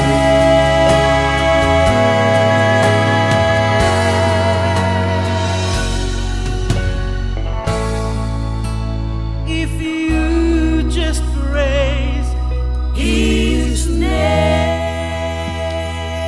Ia malo fa tai lava fa tas mai e le tātou proklame le nei tō la fiafi, ia e whātala whātua i fo inisi o tātou pāanga mo whaina mafuta mai i le nei tō la, ia se langi te funga fonti, ia tālo whalawa, ia manuia rawa ori tina mane whānau i uta, ia whapena fo in whātalo whātu, ia tali leita whāu mālo mai Las Vegas, ia tālo whalawa, ia manuia o tau umalawa, ia masilo matua, ia whawhtai lawa le mafuta mai le tātou nei, au nanga le nei tō la fiafi. Ia o le apena fo ina whatalo whātu le tō tele o tau mo whainu mafuta mai ua. Tō tele o tau ua whawhtai o mane e fo le tātou porkalame le nei tō la. Ai oro ia ila le pese mo le manao. Whapea mai ia e tau na taina ato pere nei taimi. Ia mana tua. E olo anga le rei pe lava le tua ia te tātou lana whanau. Awa tātou le loto vai vai. Ia whapena o tātou tū mau pe lava i le whātua tua ilo nā lofa maro nanga le lei. Na ilo le whapea o le pese le sa mori manau ina mai e o hana matau tia Iesu o te tatalo. Ia o le taimira le nei ia o si mai alo whafonga Iesu o te tatalo.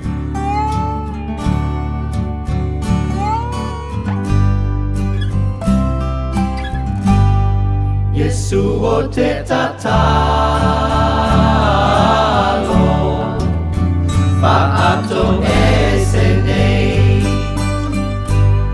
awa ua mauti no ua o, anga ma se sei, ole o te lango na olo,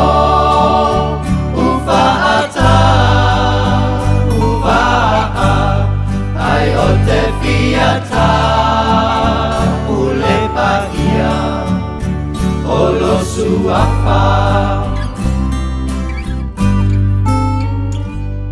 le olanga nei le filima ana mai lei o whainga uma pasala vei uangalo le tala lele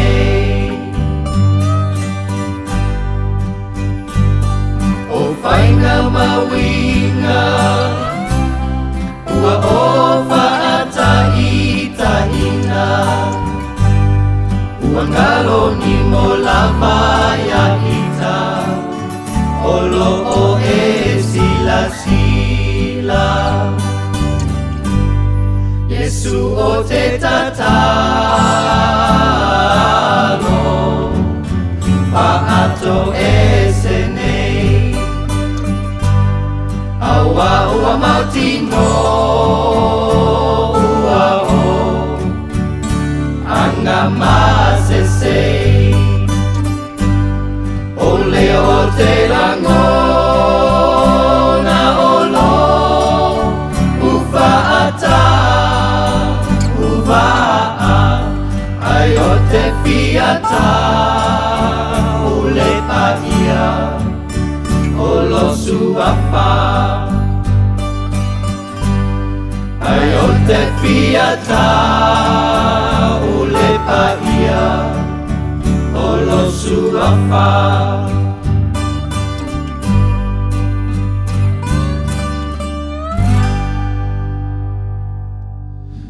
Ia whawhtai mana ia le matango fio le pese sa tātou na whaanongolongo atu iai ia malo lava le whatasi mai le tātou porkalami le neito la fiafi.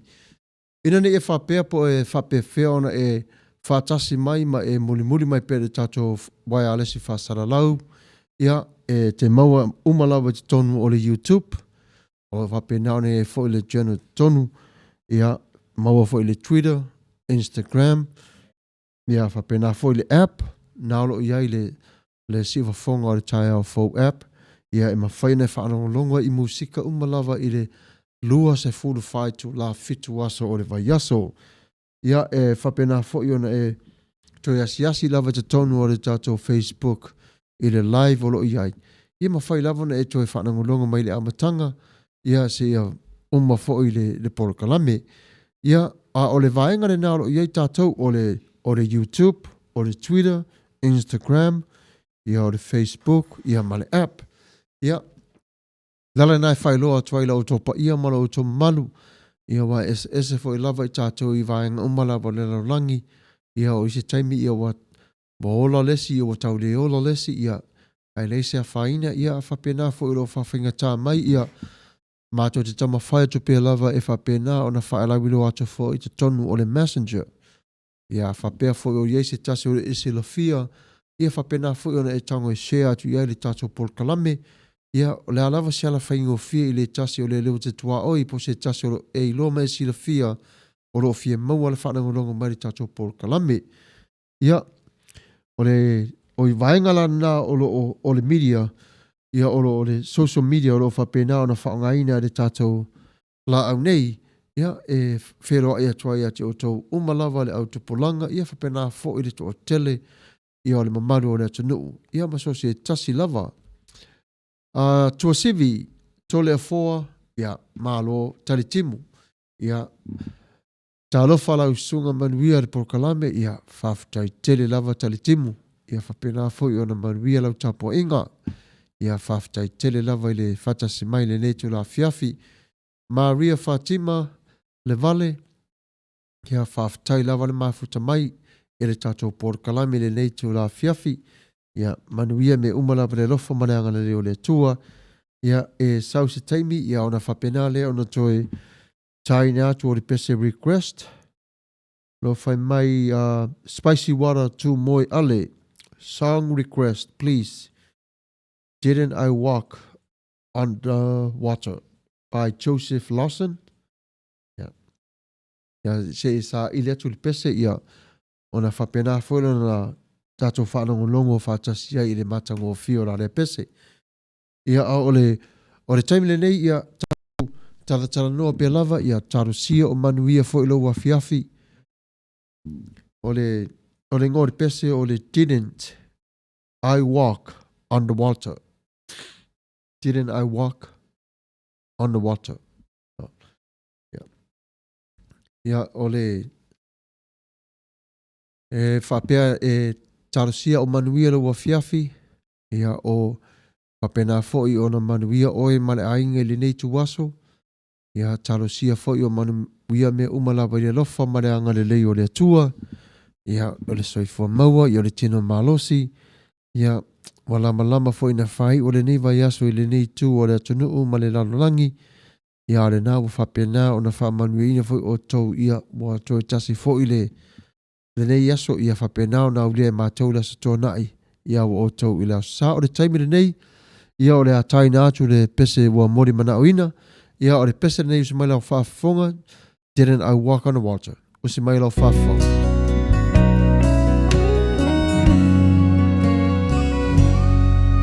As I kneel in the darkness in the middle of the night I'm praying for assurance everything's gonna be alright. And Lord, I see another battle. It's out in front of me. I'm afraid I won't be able, and I'll go down in defeat.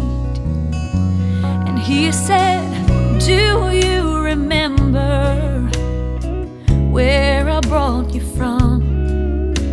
Just take a look behind you at how far you've come. Oh, and every time you ask me, didn't I deliver you? So why would you be thinking that I wouldn't see it through? Didn't I walk on the water? I calmed the raging sea. I spoke to the wind. It hushed and I gave you peace. Didn't I run to your rescue? Didn't I hear you when you called? I walked right beside you just so you wouldn't fall. Didn't I leave all of heaven to die for your sin?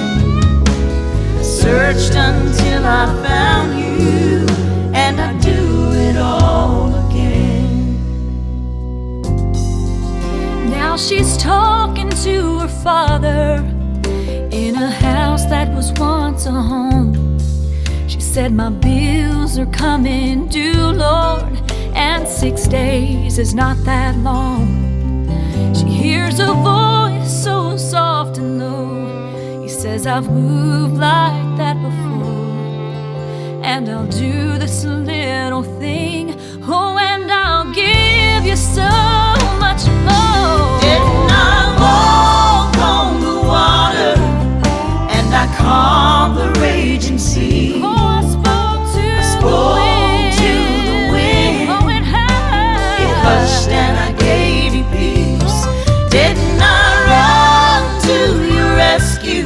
Didn't I hear you when you called? I walked right beside you, just so you would fall.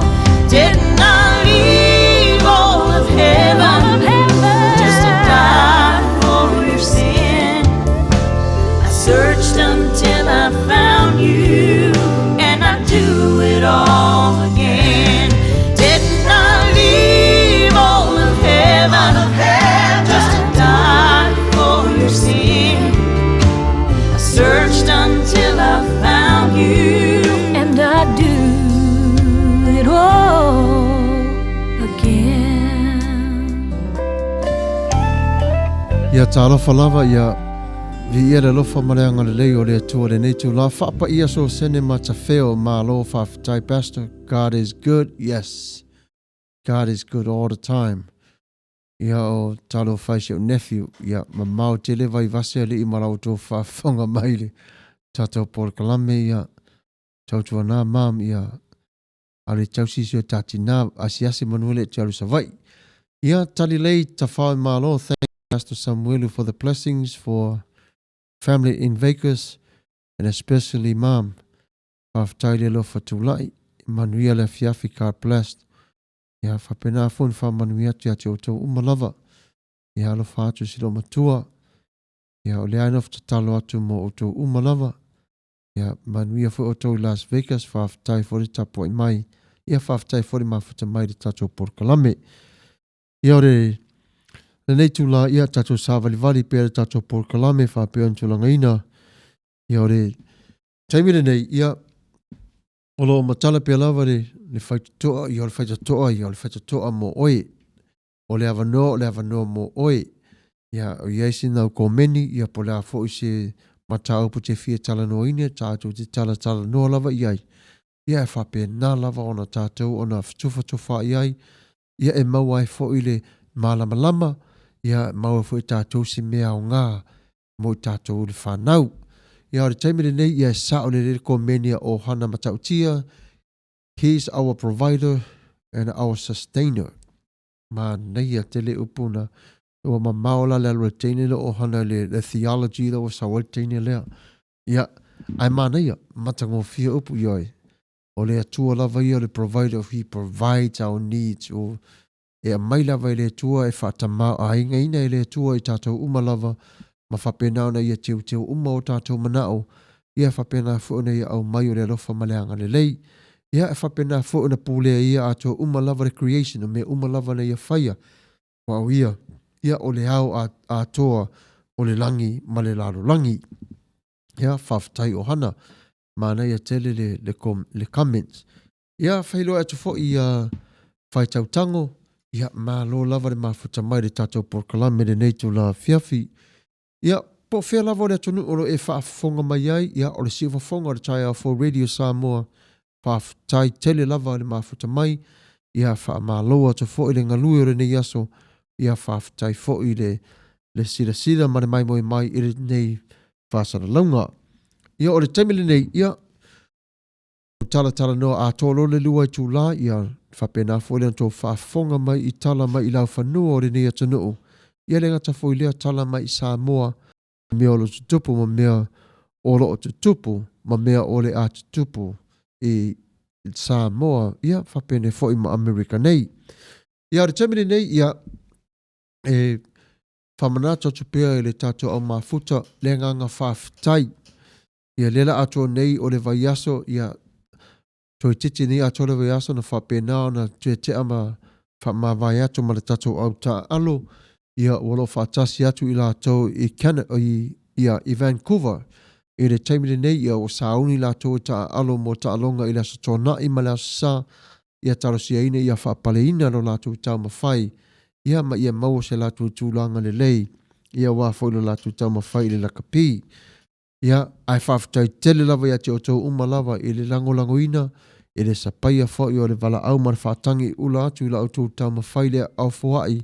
Ia whaafutai vi ia le tua whaatumutumuri ina atu le tua meo whangaunga wina e a fua mai lo tau walofa tau noa. Ia o taimile nei ia o se leo maru lava whaafutai ati o tau lava e tu sama mea lava o mawhai no tau whaia a walo tau wanga lofa maleanga le lei.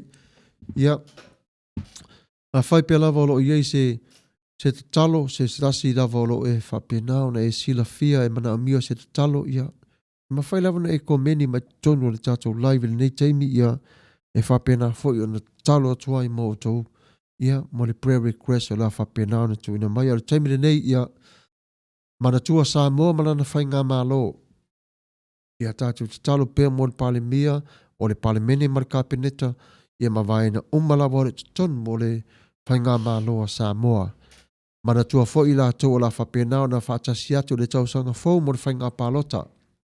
Mana tua fo i ia a li i mawhai pule ia o matai umalawa ia lo whapenao na whawhengai i la tau mga luenga whitai ta tono nuu ia whapena fo i ia ao whaalupenga o lo la tau o na tautuaina nuu sa se whatawhai tau langa lava i ta tono Samoa ia matunu i whafo.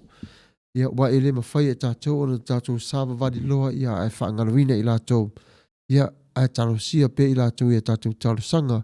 Ina ia mawa i lātou le malama ma le tau mai i le atua. E whapena ona whaawai ai ma whaafawina ai. Ia ma le ngata i lea. Ona whaatino ai o ngā luenga o whapena ona wala awina ai o i lātou. Ma whiri ai nai lātou i le atua.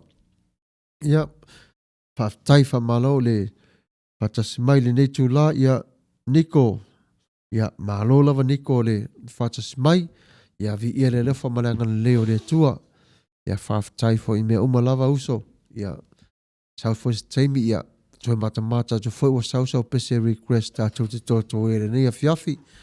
Ia o le teimi le nei, ia ua whaasa ful maleona minuta te ane le tu lai valu sifa fonga o le tai au fo Radio Samoa, ia a tolo pe toi minute, ia ona tō whaafonga mai le ia tātou tala mai lau whanua, ia matala mai Samoa. Ia, au le taimine nei, ia, usi mai alau tō whaafonga.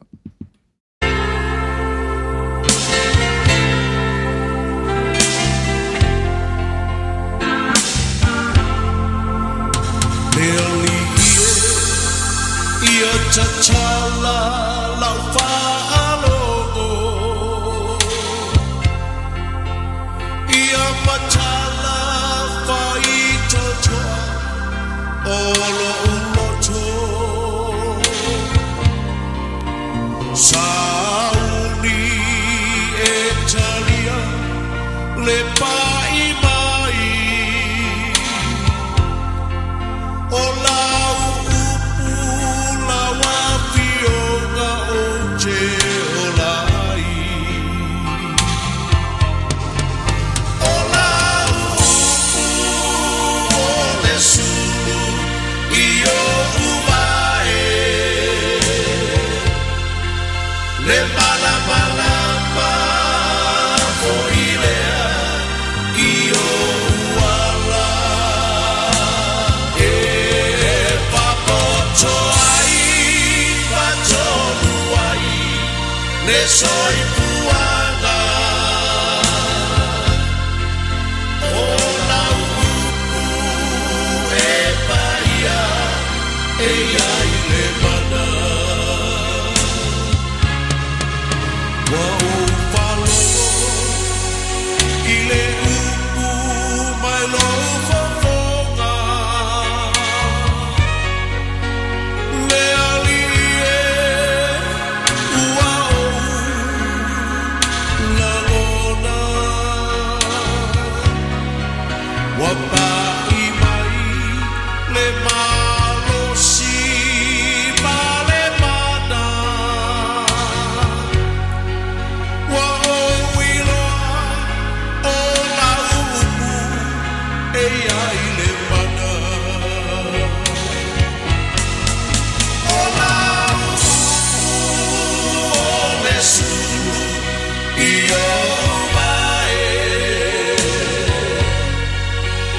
malamalama fo ilea io uala e fapoto ai fatolu ai le soi puanga o la urupu e paia e ai le mana o la urupu o le sulu io uvae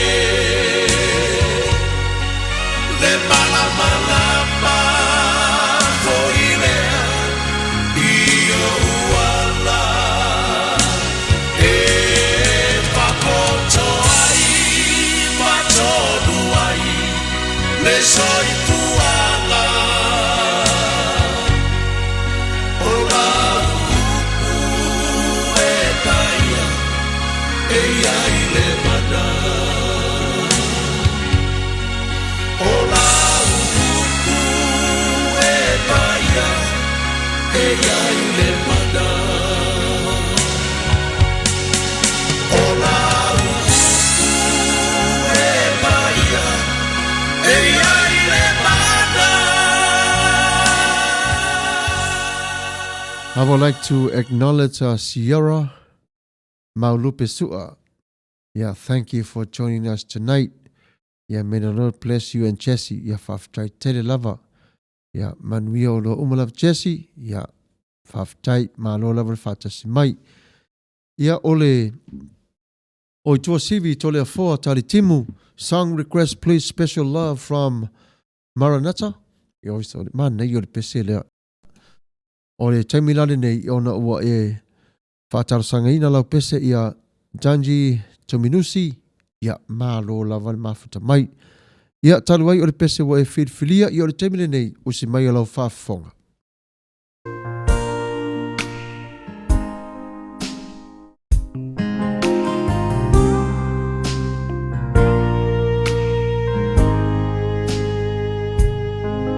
I really hate to bother you that long. I've got a whole lot on my mind.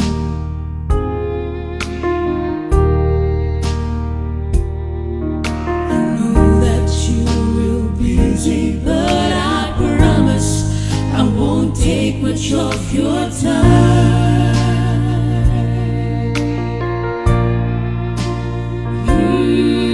But Lord, I need a little grace to help you make it through.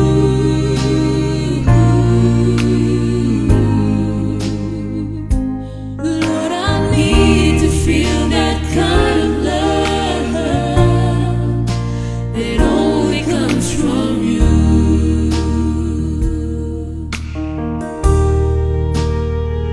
If you just squeeze my hand, let me feel you by my side, feel you by my side. You said you'll never, never leave me.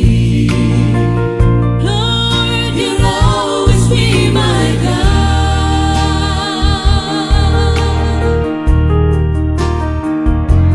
But the storms of life sometimes won't let the sun shine through.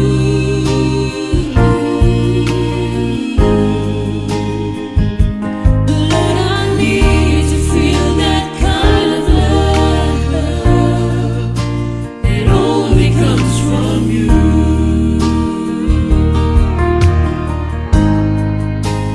Yes, I need to feel that kind of love that only comes from you.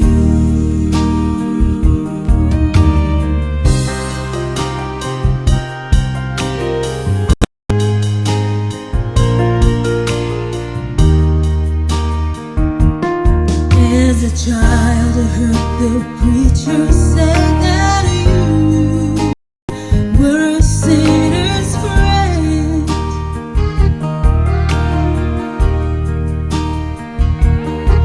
I remember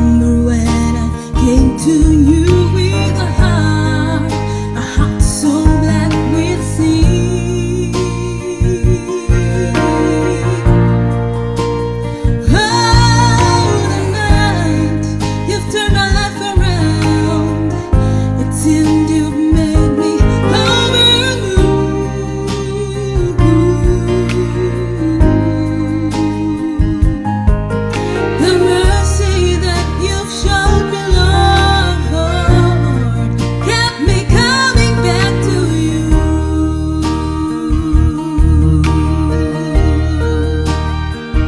If you just squeeze my hand, let me feel you by my side, feel you by my side.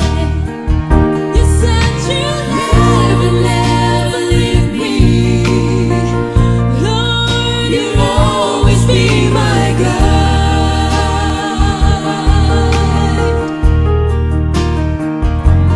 But there's storms in life, sometimes we'll let the sun shine through.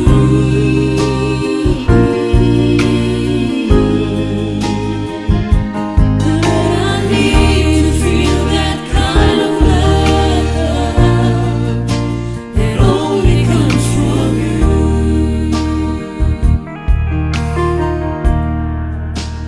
Yes, I need to feel that kind of love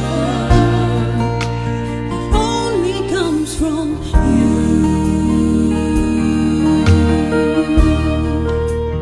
Love comes from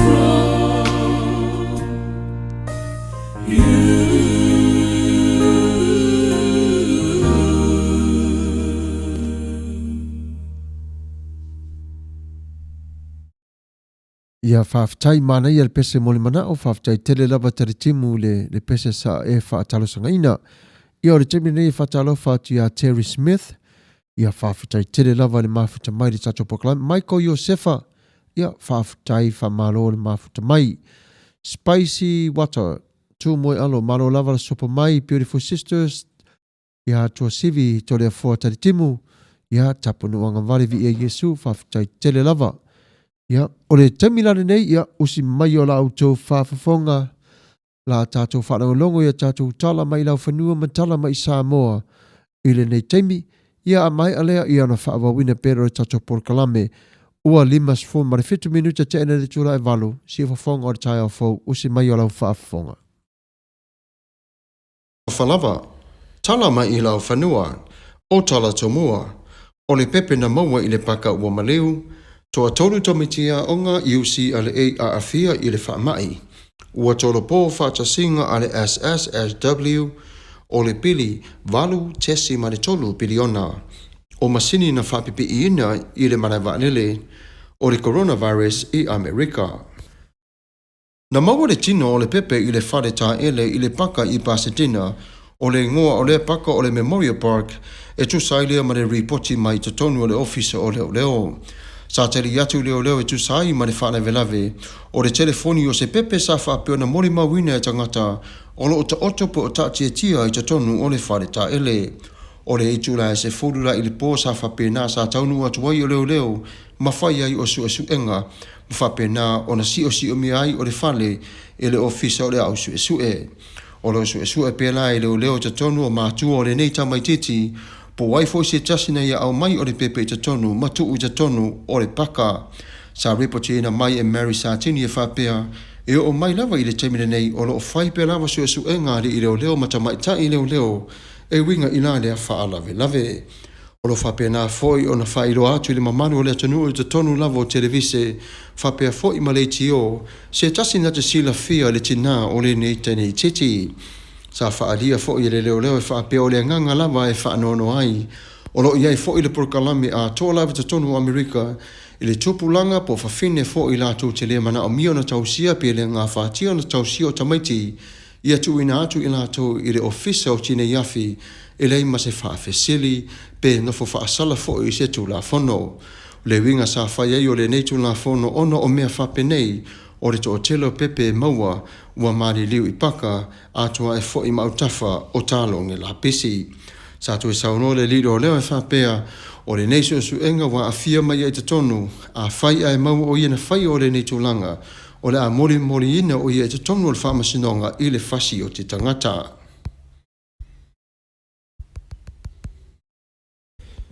E toa tonu ta metia onga mai le University o UCLA wa whaapea mai.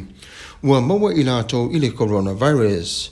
O le nei whaamai wa awhiai le University sa whapena fo i ona tapuni ai o nisi o vasenga ma le afa o le a onga i le itula ana le la. Sa whapena mai reported te tonu i la sofareile tata ua Jean Black wa awhia tele i te tonu i lato i le COV 119. O le ale whaamai e whapea o le 19 le nei o lo awhia i le se furu mare iwa i te tonu o i lato umai to'otolu na maua i le whaamai. O le COV se furu mare iwa o whapena o nei loina i te tonu fo i o Amerika o le coronavirus. O le taimile nei la o lo whapena o na tau su eina pe umalava o whale a onga atu ai fo i mawhale sana nofu ai o i lato e to'otolu. O le pule a onga sa whapea ua toe tolu poina umalava o whanotanga mo le aswa tai au atu ai fo i mana so sa whape whai e whatasinga le a onga se i au lia o le asonga fua o le vai aso fau. O le asonga fua nalo whamoimoe le a whono tele ai o le a onga atu ai fo i le universite a wao mauna ofisa ma le komiti mane matanga luenga o le soi fua maloloina i le puipuina o le toa tele o le lau tele. O le lipoti ma te tonu e whape o lo ngāre rue pe lava o le lipoti umalava ai fo i mawha mai ma whare mai o le universite ina ia au mai o le nei reporti ina ia fofo ina ai o le whawhita uli i ta tonu o le universite i le tabi nei. O masini nei sa tu ina atu i ta tonu malaya vanele e sa ili ai ila tau e malanga atu ma malanga mai o a fear i le coronavirus. Taru mai lava o na whapipi ina o masini i ta tonu malaya vanele ua whaamauni eina fo i lea o ngā tele i le su eina o i la tau e whaimalanga atu ma whaimalanga mai. O le taimi nei la, ua se furu maleiva lea whai o la tau wa maua i to tonu atu Amerika a wana le la sa to lua na maua to tonu LAX ua maua ma awhia i la tau i le COV-19. Sa whapena mai to tonu o lo tuina atu i la tau le nei mata upu wa awhia i la tau e se furu maritolu la whai i to tonu o le tūmalo o Los Angeles. O le awhio angala ma le whaipule sa io no saunoa e whapea o le nei tūna o le atama whaipea lava. Ina ia sue ma o mai o se tali ai mase lava o se tonga whitinga. O le awhianga o le nei mata upu e whapea ona o le puipuina o le toa tele ma le lau tele o tangata o lo i te tonu o le atunuu. O lo a mataina la ona sa ili pe lava i te tonu o matanga luenga teitu tasi ma whapea na fo ina iei o le fautuanga e whapea i so o se kampani e whainga luenga o lo malanga o la tau tangata i whafo ina ia whaamole mole ma whae la wilo ina i lo la tau toi fo i mai ma tunuu sa malanga tuai. O niso tangata whainga luenga o malanga atu i nuu whapea na ona awhia i le nei whaamai a toi fo i mai o i la tau te tonu la tau te le tau po whea sa la tau ona iai se ia whaingo fia ai a tupu mai o whaalavelave a ua iloa le atu nuu sa whaimalanga atu iai. Sa atu ina mai te tonu le tata report le ofisa soi fua malaluina whapea e o mai le nei lava i tū la o lo ta ofi pe lava le tō telo tanga te tonu o whale o whausia ina ia tu ina ai o i la tō mo suenga ai le ngata lea mo le tau whafo ina o renei whamai. O se report mai te tonu le ia asko le li fo mai sa ion whapea a o mai le vai aso fo o lo tupu pe lava i lunga le sawa ma le mawae o le solo le coronavirus e tonu o Amerika o la whapena fua nei o porkalame whatulanga ina e to tonu o le Commonwealth. A mo le taimile nei o ro tama whai pe lava le ofisa ina ia tu ina mai to tonu ato o toa le lipoti ina ia whatasanga ruenga uma i le ngā ruenga e lima whatasi iai. Tō tele fo i elwa maru le tonu umalatou lau sila fia malawi loa le nei matanga ruenga o le SSSW. O la lea te company wa whapea o la tapunia ma tau fia o la tō whaalinga a tō ai fo i mare whatasinga ona o le sawa ma le maua e o le coronavirus. O la lea la porkalame whapea o tō e tolo poroina la tō whatasinga ona o le tō telo tangata e malanga ma i fafo i te tonu o Amerika. O le pore nu unare ai o Austin o Steve Elder sa ia ona sa whapea sa whaonga ina a tō umalava na tau mawhai ina ia whaawa wina le porkalame a le whaanave ono o le tō tele o i lātou e malanga mai i atunu o lo whapena o na awhia i le whaamai. E o maina i le taimine nei o lo whapena o na ngā rue pēr le tō tele tonu a wale au maina fo i o le whatasinga na ia pui ai ma le lau tele o le ngata i Amerika nei ai whapena fo i le kelo pēr wau. O le ripoti ma te toni a Elizabeth Evans e whapea, o toi tolo poina nei se aso i le toi loa fo i po a feo la wha a taunu uinai o le nei wha moe moe. Ai mo le taimire nei e mua lava le soi fua la le lei o le lau tele. Sa whapea on tuina mai fo i te tonu le ripoti o le WHO e whapea o tele o whatasinga, o kono seti, o mea lava o wha moe moe iai o le to tele mo le anga i atu i whafo. O le nei taimi ua tapunia umatele o ohala ina ia pui ai o le toa tele i le nei whamai. Sa sainia ona leila i le asawhareile le Presidente o America Donald Trump le pili e valu tesi ma le tolu piliona. O le pili lea sa whaapea ona sainia ina ia fesoasoani atu ai le tau sa ilia ina o le vai fafo ina ia fafo ti ai le nei whamai o le coronavirus. O le aso whareile lai le aso tolu sa whapena i le itu la sa tuina atuai e Donald Trump o le tupe atoa i te tonu na pāsia mai te tonu o le whanutanga a le senate atoa.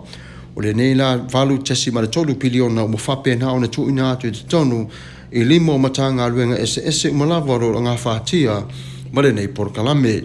O le CDC sa whapena o na whātase atuai o le Presidente ana leila ina ia la tau tala noa po ne ane tūlanga i le wha moe ma le vave o na maua o se tali. E o mai le taibile nei i le suenga e whaapea e ma sina atoa ma le afa po o le tausanga ma le afa whato a mawai o se tali. O le nei lai tūla e whaapea wa solonga le leo mea le whaatasinga o le nei whanutanga o lo whaatasi umai komiti a wau umalawa o le soifua malolo ina. Sa whaapea mai o se tala i te tonu sa whaia upu umalawa i te tonu o le nei whengainga masaini ai o le marilianga ina ia tuina atu sa o lava i te tonu o le ofisa o i rātou o lo ngā whātia ma le mata upu. O le valu tesi ma le tolu piliona o lo awhia umai lava o masini umalawa i te tau na whaongaina o vai la au fo i te tau na whaongaina o tui i le ngata fo i lea ma awa onga mo ri matama i taipasi ina ia nofo sauni uni mo le nei whaamai. E o mai le taimile nei sa whaania fo i le whaano noa le Presidente ina ua mau atu tala ua lua se full ma le tasi o se tete o Amerika ua awhia i le whaamai. Ua mau atu ai mane au whaia lua se lau 5 fulu mona tupu o tangata ua awhia talu mai lava le amatanga o le tausanga nei. O le nei lai tu lao o whapena o ne iei pēr le Presidente o Amerika te tonu le CDC e tala no ina ai o le a tonu lava se wha moe ma se tō whai le matanga luenga ina ia vave o lo lātou ngāre lue ina ia wha umatia o le wha mai ai le ipepesi i te tonu o Amerika. O lo wha ngā solo pia lava le puipuinga o le lautele i te tonu o le itu malo o Los Angeles. O la ne nipo kalame whapeolo amataina mai i tonu i le tala whātai o Long Beach se i o atu i le tū tala whātai o Los Angeles o lo o iai fo i tonu o matanga luenga te tō tasi o mai au na tō whia ina ia lātou o na ngawha wale ngata le coronavirus ai whapea fo i le tō e sasau mai o le misela. O le misela le tupu i le masina sa talawai nei sa whapea nao na whafoina au le nei taimi o whapea nao na tō e tala noina tonu o le WHO ono le nei whamai o lo o ata ngia mai fo i le tele o le fiva o lo o whapena na awhia fo i marito telo tangata i te tonu o le coronavirus. Sa whawsiringia i te tonu i a teisi na le mata upu i whapea o le tama whai lava o le matanga luenga i le puipuina o le lau tele. O le so telo i la tau sa le whai o le tui whaangata i le pepe i la tau o lo whapena na whaatangsia pia le to telo tangata ina ia whaamune mole ia whai o le lātou tui whaangata e pui nā io i lātou. O le telo nise o atanu sa lātou una le whai o ne tui whaangata au nise whai o atanu o le Pasifika ma motu o le Pasifika whapena whai marato o telo le lalolangi sa lātou una whai o tui whaangata a o pepeo i lātou. Ono o le tauma whai lava o te tonu o le matanga luenga o le soifua malaruinga ma puipuinga mai whamai ina ia whaingo fia o nei lua i lātou i le sa i linga te tonu o tino ma le toto o le tangata mo whapena o na puipui o lātou tino i la le atui. Ia o atatou talana mai i le lau whanua o hau nei o Samuel wara popo whanga lilo tua vau matawheo si e whafonga o le tai a whau o lau whaawafonga anga soifua ma ia manuia. Ia re nasa auto whaafonga mai i tala mai i le lau whanua I mea o lo te tupu ma mea o lo te tupu ia ma le tāpenanga fo I o telo matanga luenga I le tauma whai lava I le vai fo. Ia e whawhitai le perestene ia whapena fo I ma le whale pai pae la lātou ngā luenga o lo whapena o ngā lulu e whatasi ai I le tauma whai lava. E lei lava se mea le mawhai pe a le tauma whai. Ia le nā e talosanga tuai lau topa ia ma lau topa malu. Ia mana tua le tai o le atunuu malana ka peneta ia whapena foi mai le tū I mātū o le whale pai pae lo whapena o na whaangasolo uma mai uma mea uma lava te tonu o le taonga le mō o I tātou. Are nei teimi ia e whatalofa te foi ia talofa lu isa whamausili whawhitai tele lava le mafuta mai I le tātou Port Kalame ia vi era lofa mareanga le leo le tua ia e whapena foi o na whatalofa atu le whale tua ia soli ulale ia whawhitai le mafuta mai ia whapena foi na whatalofa atu ia sue fuaina setu suasua ia leo mo whaina whatasi mai le tātou Port Kalame le neitu la fiafi vi ia le tua lo na lofa manonanga le lei ia mātou te nofta talo foi mo oe ia sue ia o ia foi o le whonga whetalai o le neitu o le laulau ia le sa tātou si tia I tāru sanga I le neitu lau sola ia whawhitai le tua lo na lofa manonanga le lei ia o mo whaina tātou whelua I le nei taimi. Ia whawhitai lava, ia whamalo fo le tōtele o tō mo whaina mafuta mai, HK Afuola, ia whamalo lava le mafuta mai, ia whawhitai vi ia le tua no na lofa manonanga le lei, ia lu isa whamausiri, my babe, stop it Lou, please, lea o te listening news, ia malo lava le, le whatasi mai I le tātou Port Kalame le nei tō la fiafi, o niusi o lo whangai nei tātou o lo taranoi na pē tātou ma niusi o le lua, o le KTLA, o le lima, o le KKL News, o le iwa ma le lua, o le Fox ma le APC, ia whapena fo ma le Press Telegram, ia whapena ma le Daily Breeze, ia o outlet uma ia o lo mawari sota inga o tātou le au mai o tātou tala mai te tonu o le lau whanua nei. Ia o news uma nei le mawhaio na au mai whafo pe ai le au noa malo lātou malilianga ia lea e talo tuai le pa ia manamalo le tātou watanuu o lea foisi upu o sasi le liwina ia whātou whamali e pau lava ua leva aso ia leo o tama whai pe lava ina ia whaale liwina pea e ta tono le tātou ngangana ina ia maua e tātou le winga foi ma le au ngā o tele o nei news ia mea umarawa lo tupu I le atanu o lo tātou o na whai. Ia o lea whapea tua ia whawhitai tele lava I whawhonga mai.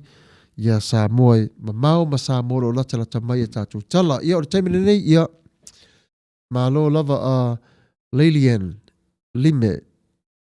Ia whaamai tā lofa South ia whata lofa te fo ia te oi whawhitai tele lava. I ia le lofa maneanga le leo le tua.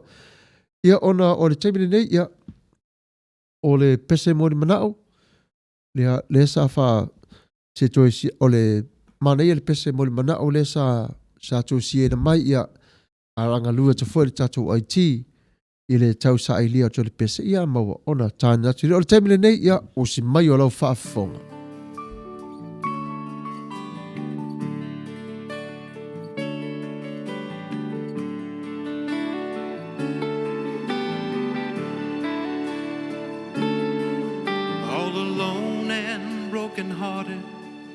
Trying to calm the raging battle in my mind.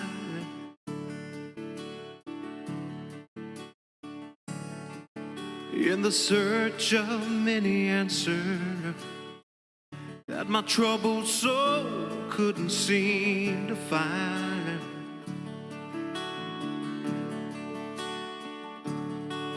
Well, I saw a flower blooming where there was no rain or sunshine, and I knew not that this flower it would change the rest of my life. I found the lily in my valley. I found strength when I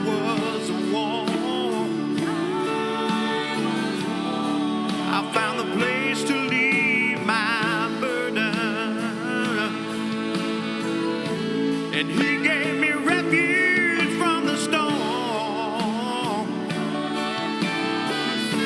a place where I could trade my dark sky to beaming rays of sunshine. I found the lily in my valley, and He blooms all the time.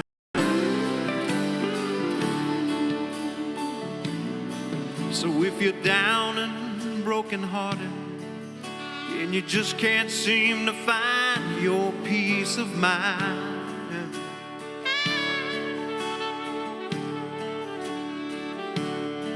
you're in search for your answers, but your problems, they're getting worse all the time. I'm here to tell you that if you reach your hand to Jesus, He'll take you in and break the ties that bind. He'll be your lily in your valley, and you can watch Him bloom all the time. Yes, you can. He'll be a lily in your valley. He'll be strength when you are warm. He'll be the place to leave your burden, and He'll give you refuge from the storm. The place where you can trade your dark sky to beaming rays of sunshine.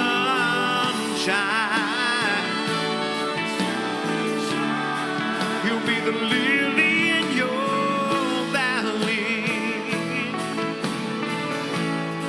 and He'll bloom all the time. Oh, I know, 'cause I found the lily in my valley. I found that holy strength when I was warm. I found that place to leave my burden, to leave my every care.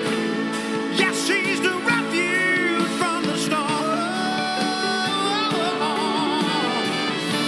a place where I could trade my dark skies, Lord, for the beaming rays of the Lord's sunshine. Oh, yes, I can. I found the lily in my valley,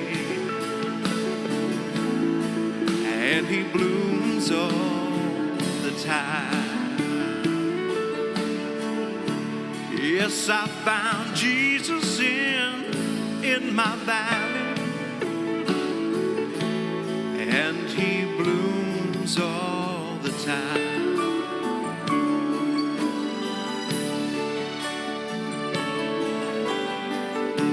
Talo falava malo lava le tawata malo fo ile ona sai e tiu te mafaiva o fenga yai le fo mo le nei ava no tatou toi feta pa ia ilunga le ea ia fa pe fo ona fa fe loa in fa talo fatu le lo si tatou tunu Samoa o mafai ona le tele ai le tatou le tio o le si fo fonga o le tai fo malo lava le tawata malo fo ile ona sai tiu te o fenga yai ia lo mai o le nisi le nei o fa poponga o tatou tala mai Samoa.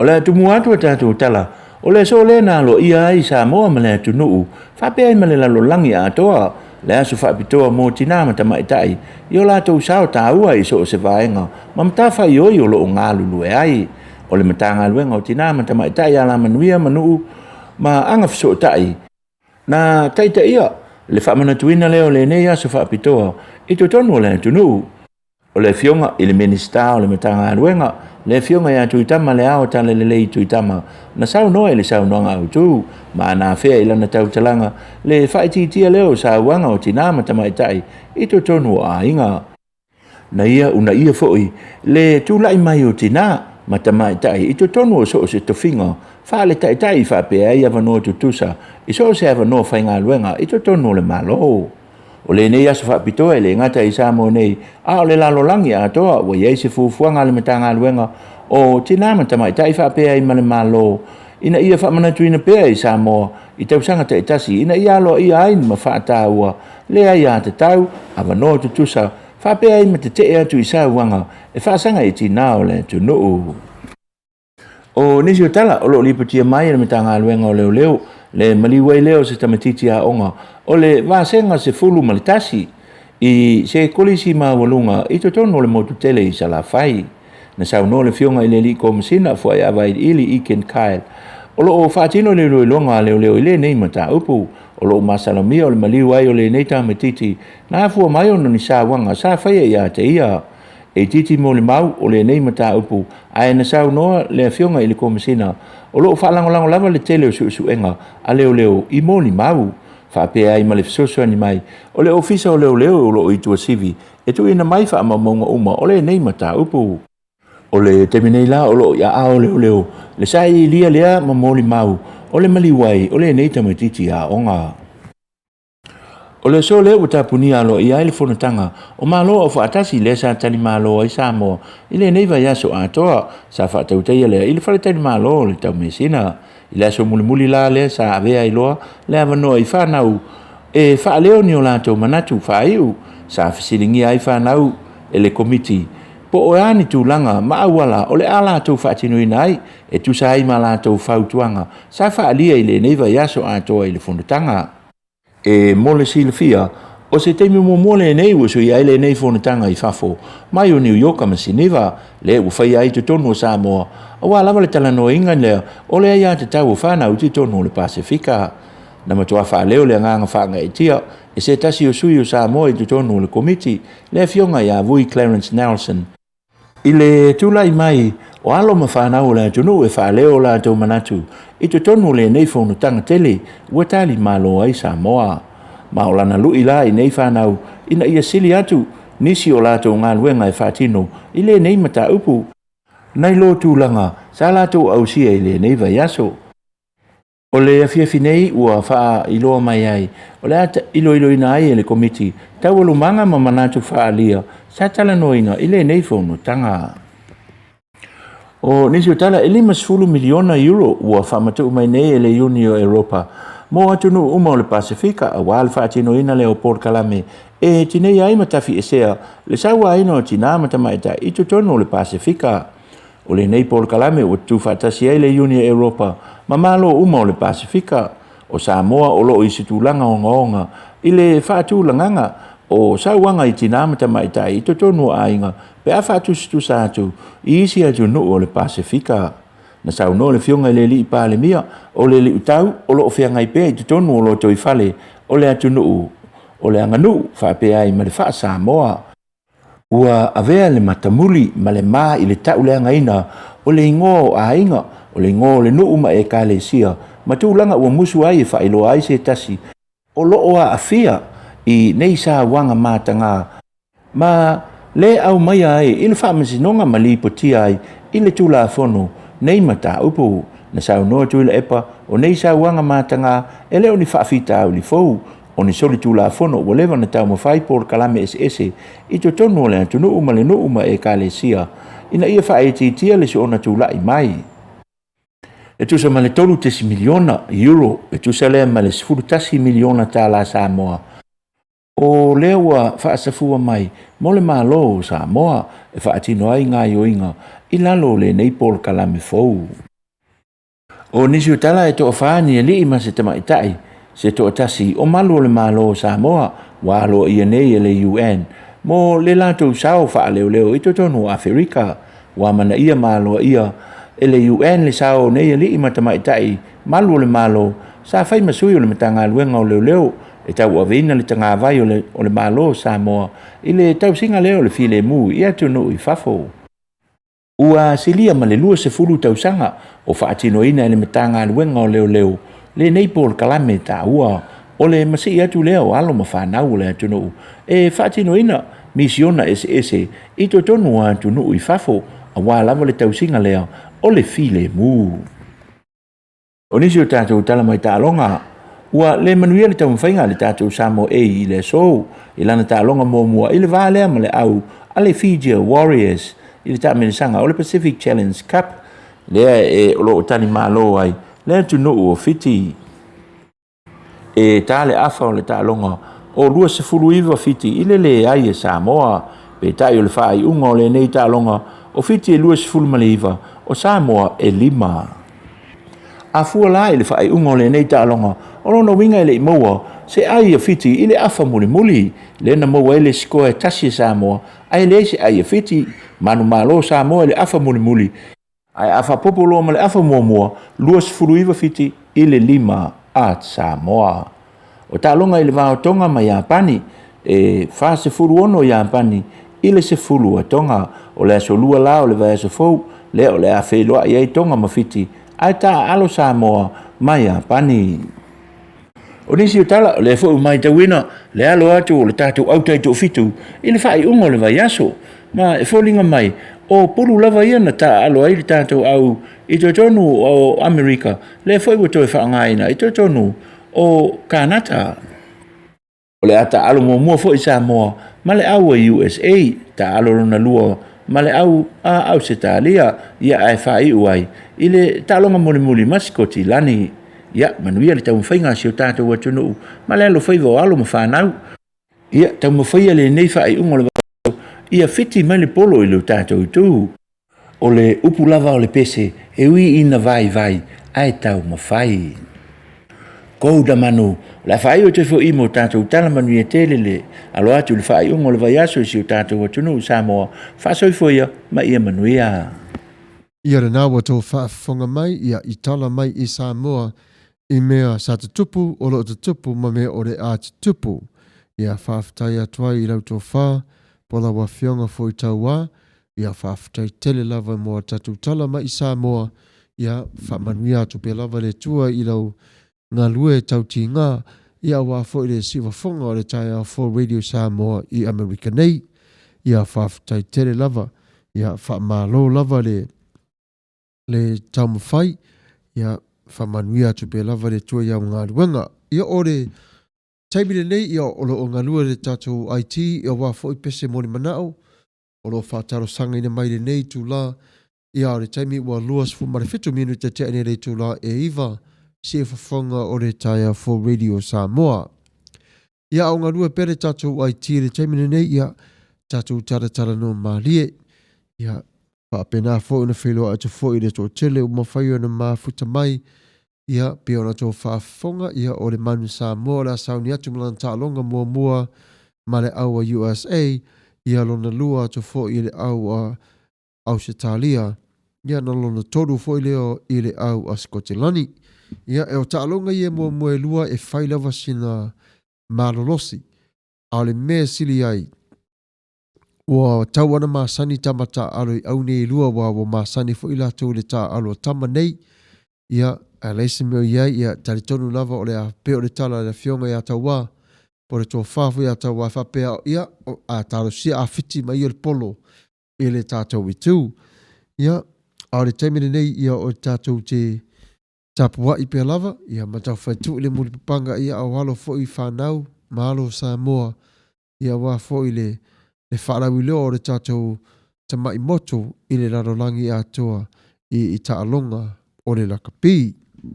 Ia o le taimile nei e a fo, o longa lua tātou IT, ia tātou whataratala, ia se i tau sua le pese na pe la le mawhai, e tau le maua le pese le na talo whaitari timu, ia whātou whamalie i le pese request na whamai you are God, you are God, you are great.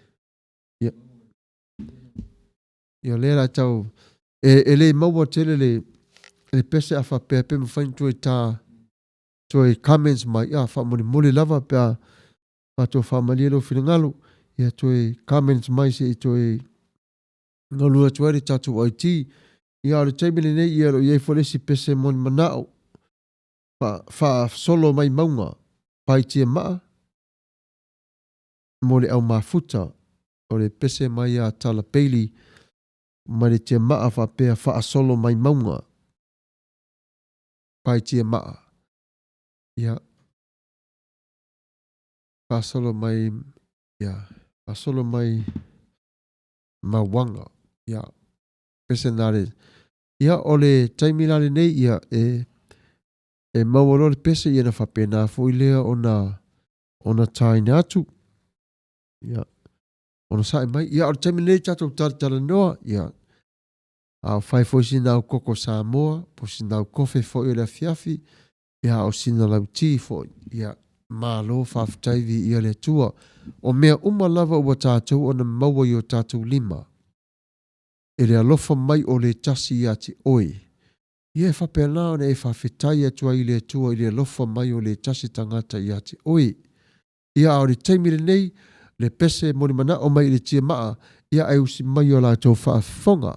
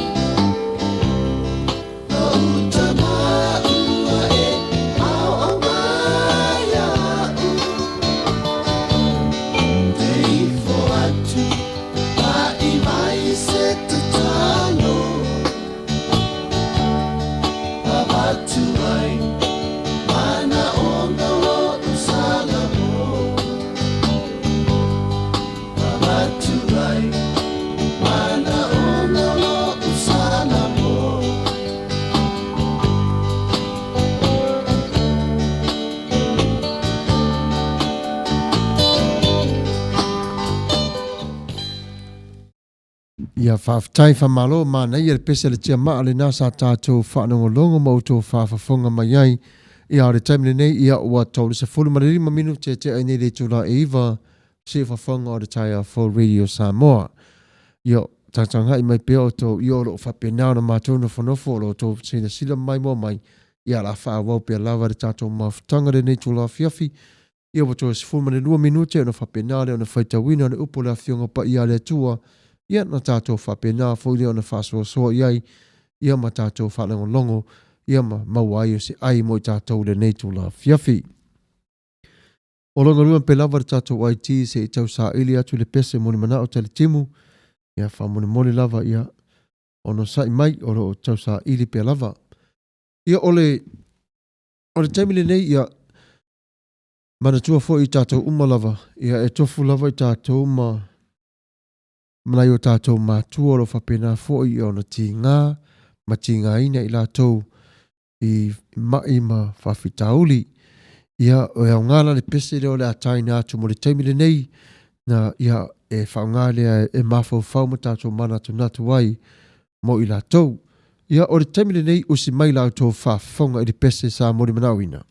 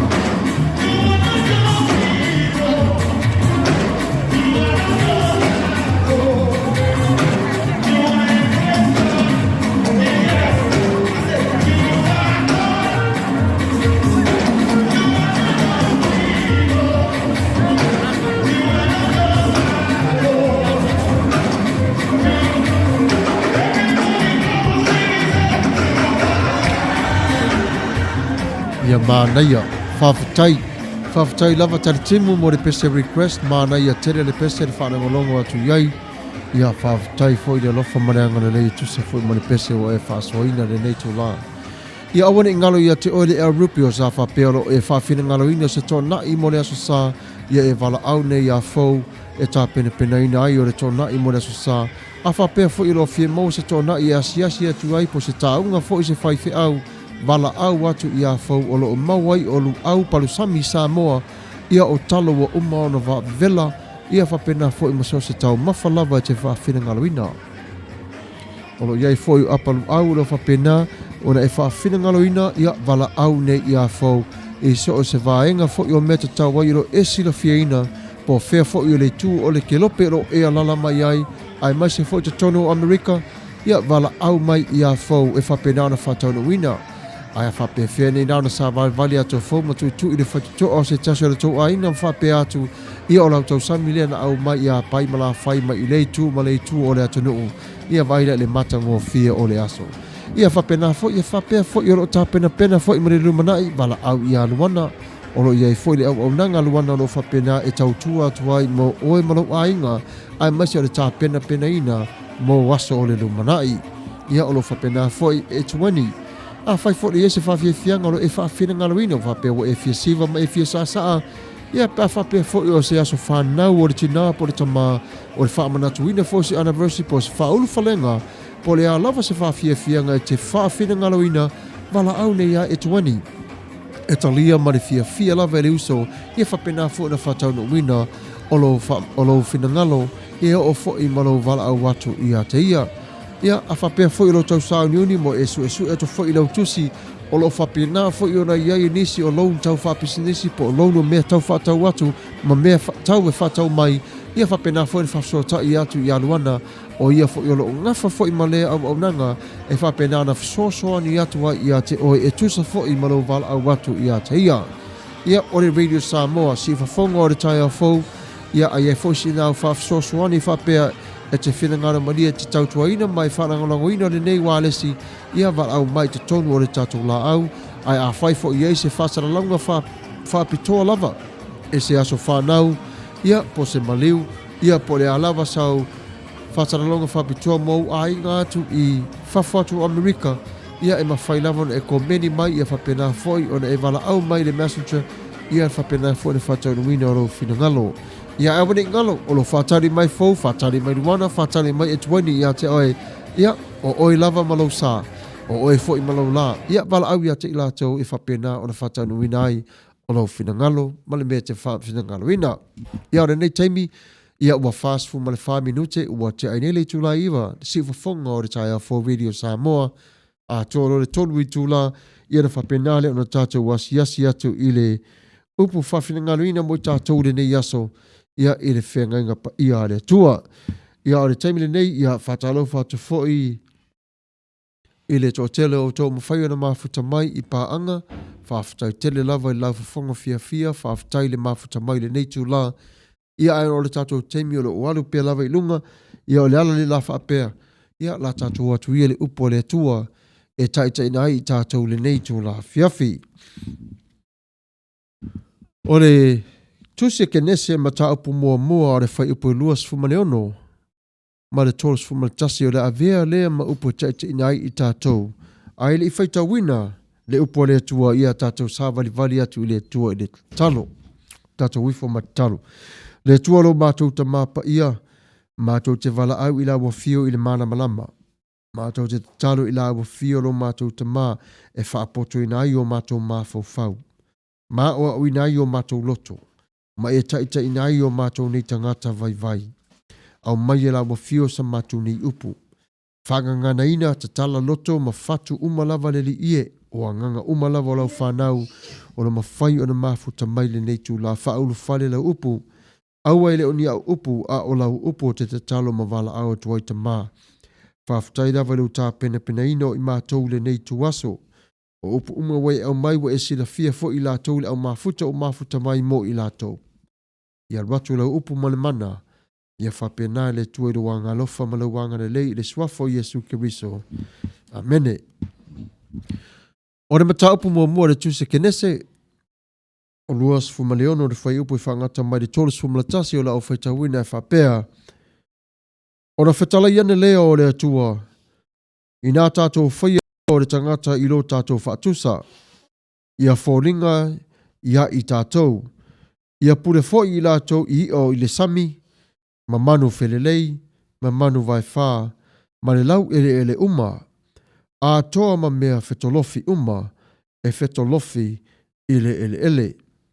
O na whaia le ele atua o le tangata ilo na whaatusa, o le whaatusa o le atua na whaia ai o ia, na whaia e ia o i la ua o le tane, ma le whawhine. Ua whaamanu ia fōi e le atua ia te i la ua, ma ua whetala i atu le atua ia te i la ua, ia whana wia, ma ia uruola, ma ia tumu ai le lalolangi, ia whato i lalo iai, ma ia pule iai i le sami, i o le sami, ma manu whelelei, a toa ma mea o la uma e whetolofi i le ele. Ua whetala i atu fo i le atua whaauta, ua ofo i atu i ate o lua o la au, afu uma e tutupu, ma o la tō fua o i whonga ele o malava, a toa ma la au, ua iai le fua o le la au e tupu, ma o na fatu. E ia te o lua, ia whai ma mea e ai. O manu vai wha uma fo i o le vau, ma manu whenelei uma, a toa ma mea whetolofi uma i le ele. O iai le ola, ua ofo i atu ia o la au, afu uma la wala ola, e whai ma mea ai. Lea ua whaapea lava, whai po tors fu maltasi, ua sila atu lea tua i mea umana ia whaia, pauta foi, ua matua le lei lava, o le afi ma le tai au, o le aso ono lea. Whamani a mai o le tua le whaita wino lana fionga pa ia, mai atu ma peolo na vi inga e wha vau lava, o le whai pulua suma leono na avea lea ma tusi, ma whai upo tai nai tātou le nei tu la fiafi whai mai, i nā tātou whaia ia o le tangata i lo tātou whaatusa, ia fōlinga, ia i tātou. O le tusi whaitau waso e whaapelo na whaitau wina, e le i tu wau noina e le atua le lalolangi, wana o manu ma la au, le langi ma le vanimo, ma le fonga ele matutu. O se foafoanga ele atoa lona faa moi. Pe ana le ai le tangata, pe tai ua finangalo le atua e whaia le tangata, ma tuuina i le lalolangi, na ia tausia, whaolaola, ma tiae, ai lona le lei.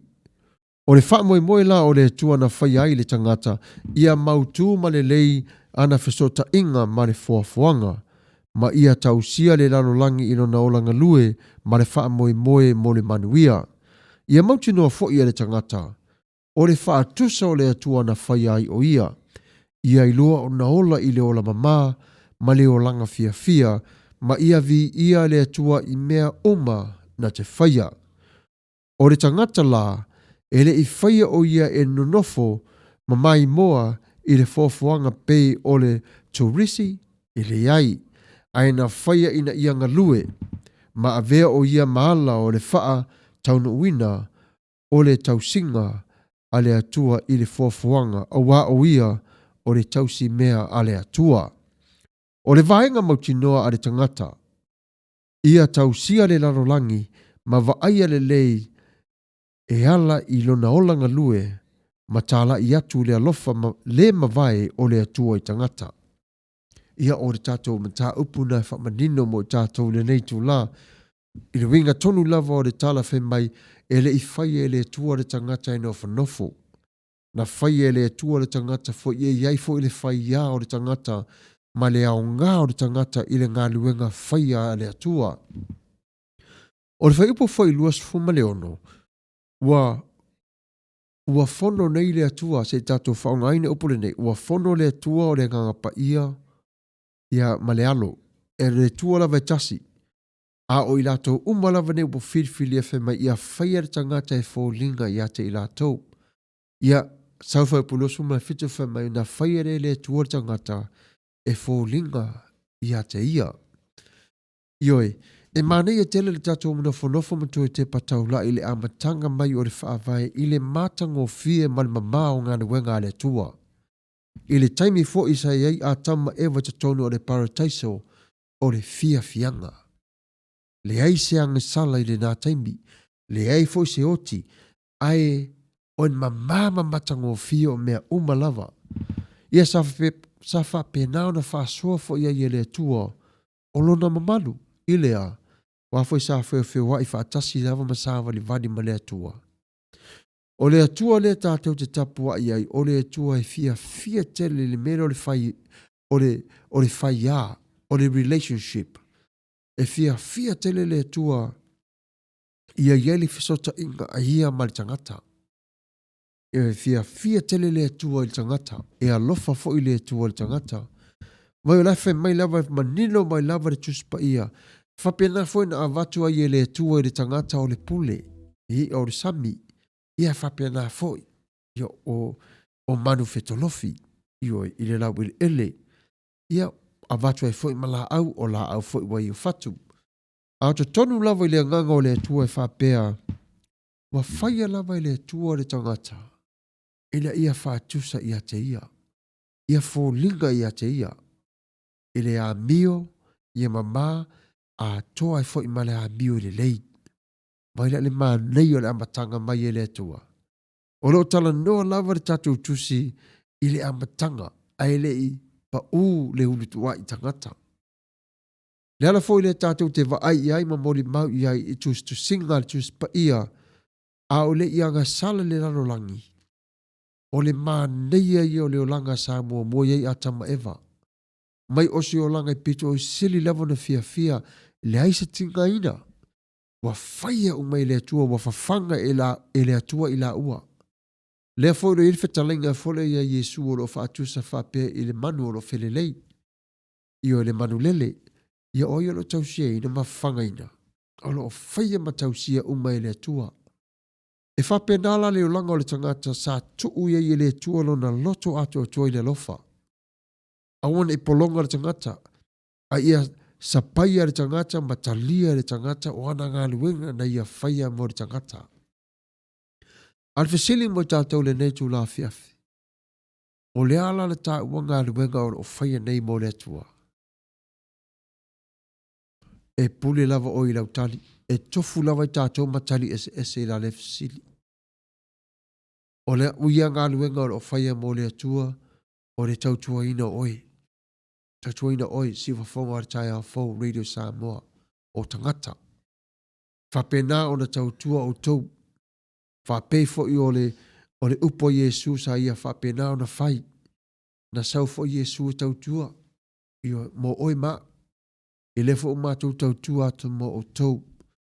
Ia e pule lava oi lau oi tali wa ese umalava i tātou li sila whanga le tua.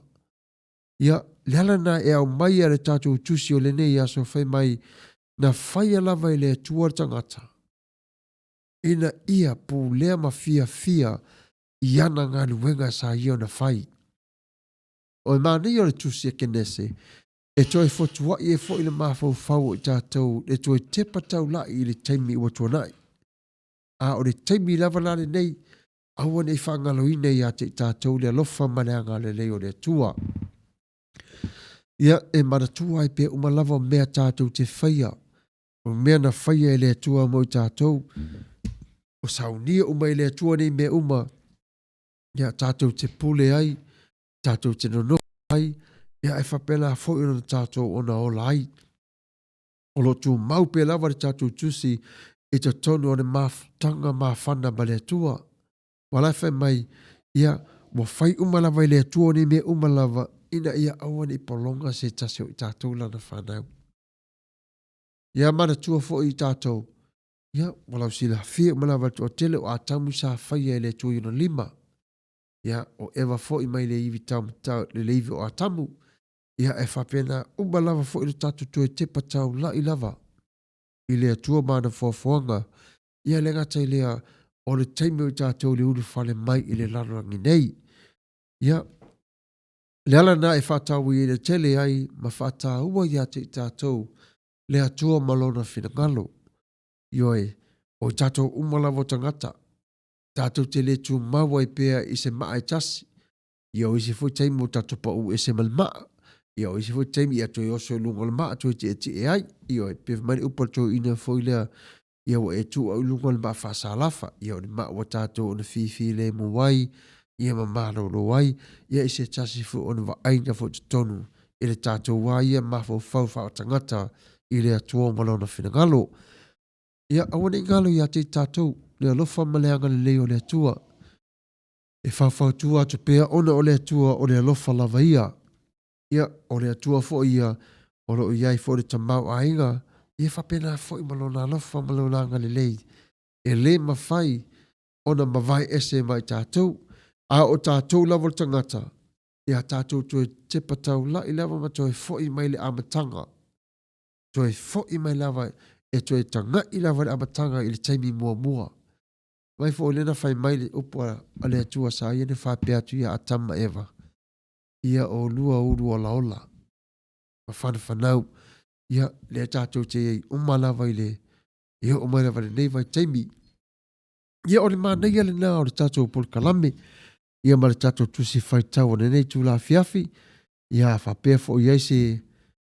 Ia usau kompeni. Ia pole a fo i se whawhina ngalawine le nai tu. Ia.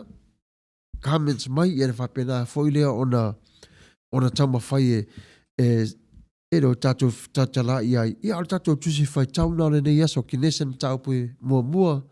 Ia al whai polua sfuma le ono e whangata mai le tōru sfuma le tasi. Ia, ore nāre tātou mta upu. Ia, pe ono whai atu. Ia se taimi, ia, la fo so fina ngāru te wala au mai. Ia, pe tātala no mai fo ilunga le tātou live i comments. Ia, la io se a whaina. Au le taimi le nei, ia ua 5 minuta te ania le tū la e iwa, si whafonga le tai a fau. Ia ai usi mai alau tō whafonga se pese o saunia ina. Ia e vai e le foi o le nei tū la.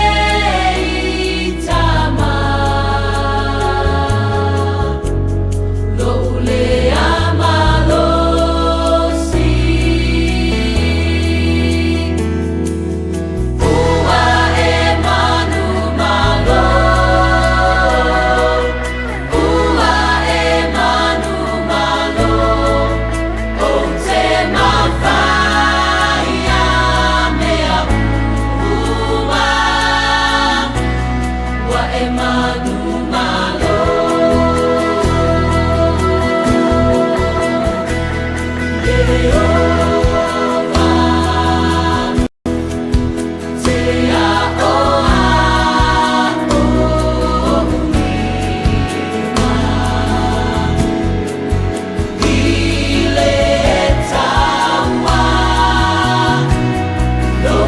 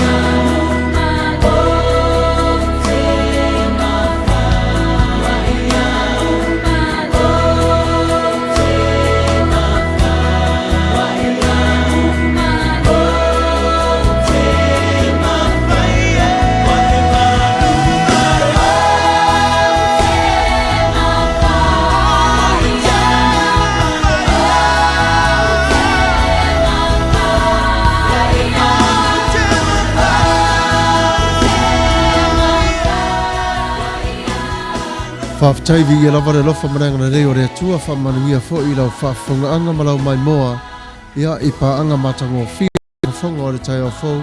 A whai olo teimi mua mua le whatua e mafuta mai ai I le tato wale si whasara lau po le la au fo I po le TV. Ia a fia mai matala mai a au. Ia whaafutai whaamalo lava le whaatasi mai. Ia o le temi le nei o tātātu pēr le tato pese. A lo whapenafo na ngalua le tato ai tipo a fuanga mai lumanai. Ia mo le whasoasoina le tato porkalame. Ia e whaamanato tu pē ia te oe le pāanga. A wana I ngalo ia te oe le toa na ia rasa sā o loo mua mua. A wana I ngalo fo ia te oe le aso ngafua te wala au ia luana. Ia whapena fo ona e nofo mafo whau ma whasoasoa ma whaaporkalame ina le fuanga mo le lumanai. Ia a o le taimile nei. Ia na o le taimi lava whai e tātou ona se whaamalosi au atu ia te oto uma lava. It's time for this side to encourage each one of you at this very time. You know, I know the times in our lives that it's so hard for us to do things and act upon our own way, but it's when we do it ourselves, you know, we put ourselves in the point, in the way that, you know, we don't have no trust or not believe in the Lord. But let me share this with you. Matthew chapter 8, verse 3. I'm going to read it from the NCV. He says, Jesus reached out his hand and touched the man and said, I will be healed. Have you asked Jesus or have you called him to heal you? Whatever you're going through tonight, either somebody pushed the wrong button and then you go wild and then you're mad and then you say things that is not appropriate. But I'm letting you now, there sometimes will and make those comments and make us sick. But here we are, we can openly and ask Jesus, heal me, Son of David. Heal me, Son of David. Please listen to my plea. I need healing from you. We allow Jesus to heal us by surrendering ourselves to him. Awa tātou te nofo mawhaataritali pe tāwhiofi pe tātou I le mamalu o le tua, I le mamalu o le mana, le pa ia o fo I o le mana I whapa ia inai o le tua. Have you felt the power of godly touch?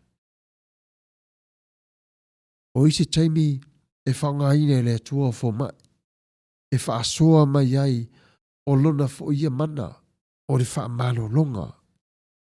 E ei taimi fo ia lo o whangaine fo ia le tua le au whainga ma le to o tele fo ia tangata vivi, ma le au te talo, e ta talo mo I tātou, pe a whai wa le ma whai e tātou on te talo ona o pōpua ngā ma whangatai, whaalavila vea ai I tātou. E taimi fo ia ti ngai lo tātou mawhau whau. E taimi wa matua nge nefu e lava le tātou wa ai. E fo taimi wa matua ti ngai lo tātou mawhau whau o na tau whasoa soa le file mu.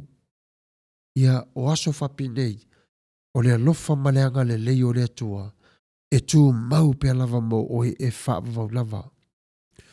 O isi taimi lava a tātou mawhau whau atu I le atua, au mai lava le atua le tali ia te oi, o le tali o le file mu lo watali ie lo wafa file o leo te nofo atu pe lava mo o lo atu. Yo pua po ngā mawhaingta. Ari taimi le nei, fa avala au I le atua fa mole mole, fa aola mai a tia. La vera I mai a tia u nei pua po ngā mawhaingta. Ware telo taimi o fa lave le nai tupu ia te tātou e a whati ailo tātou wola. Tupu I le atua. E tama whai lava le filio le lalolangi ia oto ese le lau moi o lo tau tupu wae. Pei o le la au. Ai tango I whati ese le moi o le tupu mai le la au. Ia e whapena foi o na mate la ina. Whapena le la moi le tupu. Ia o le ala nā tātou te wa aia I le atua malona finagalo. Tātou sa ili atu ia te ia. Tātou vava ai atu lona alofa malona angane lei. Ia, na ona wha malose tu lava ia te outou, a o ia te oe lava le lao lo sa, va ai i le tua. Ana tua, e vala a wina oe e le tua. E vala a wina oe le tua. Alo ma e nofu mafau fau. Vala a wina oe e le tua. Vala a wina a le tua. Ia o le taimi le nei, ia na ona wha malose tu lava, ia a o le pese le sa request mai e talitimu, ia o le a tātou whaalongolongo, ia usi mai alau whaafonga le pese ua taina.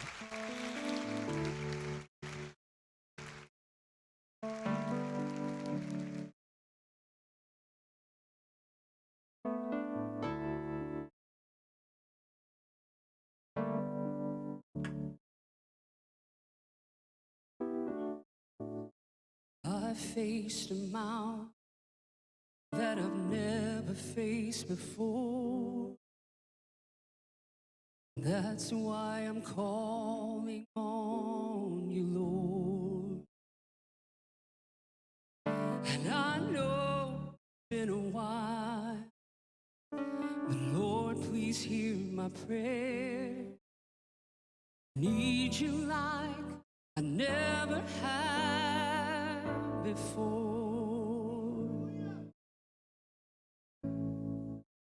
Sometimes it takes a mountain. Sometimes a troubled sea. Sometimes it takes a desert to get a hold of me. Your love is so much stronger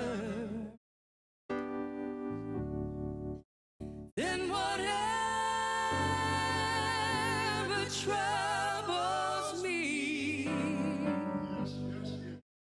Sometimes it takes a mountain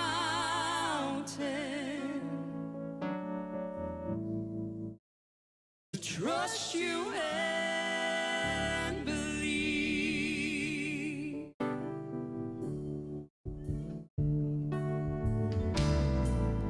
Forgive me, Jesus. I thought I could control whatever life would throw my way. Oh, but this I will admit has brought me to my knees. I need you, Lord, and I'm not ashamed to say, oh, sometimes it takes a mountain. Sometimes a troubled sea. Sometimes it takes a desert to get a hold of me. Your love is so much stronger than whatever troubles me. Sometimes it takes a mountain. Ia mānei a whawhtai tele lava, mānei a i o le o te ia. Ia o le pese whoire o ngā lue ei le sunga le whawhengainga i a James Swaggart. Ia o lana e ka le sia le tonu Louisiana. Ia o lo whapena whuana i ala ma whanau o Samoa ma inga Samoa o Tapua i e tonu whatasi ma le ia ma le Alpha, ma le Family Worship Center ia i Louisiana. Ia malo whawhtai tere lava mo le request ia mānei e le whanangolongo mai pia lava e se o le taimire nei ia ina ne te ua tō whapea fo i o pua mo tau sola te whai por kalami lei. O le la whamatala i natu le tala lea e au ngā fwoi mo tamaiti. O le tala lei a sina ma le tuna. O le tuna ma sina. Ia ai usi mai lau mai mo le la utama whai e whamatala i natu o le tala mo tamaiti. O sina o se tene au le lei tele sa nofo malon ainga i se nuu i Samoa. Wa o se tasi afi afi. Sa aluai le o ia i le vai puna. E lata atu te tonu alona ainga. Sa ia va ai ai le tuna. Sa fesiri lo le tuna. E mawhai ona o nofo i nei. Sa tali atu sina le mana o le tuna ma ata. Loa mai wa whapea e whai le la whainga wo.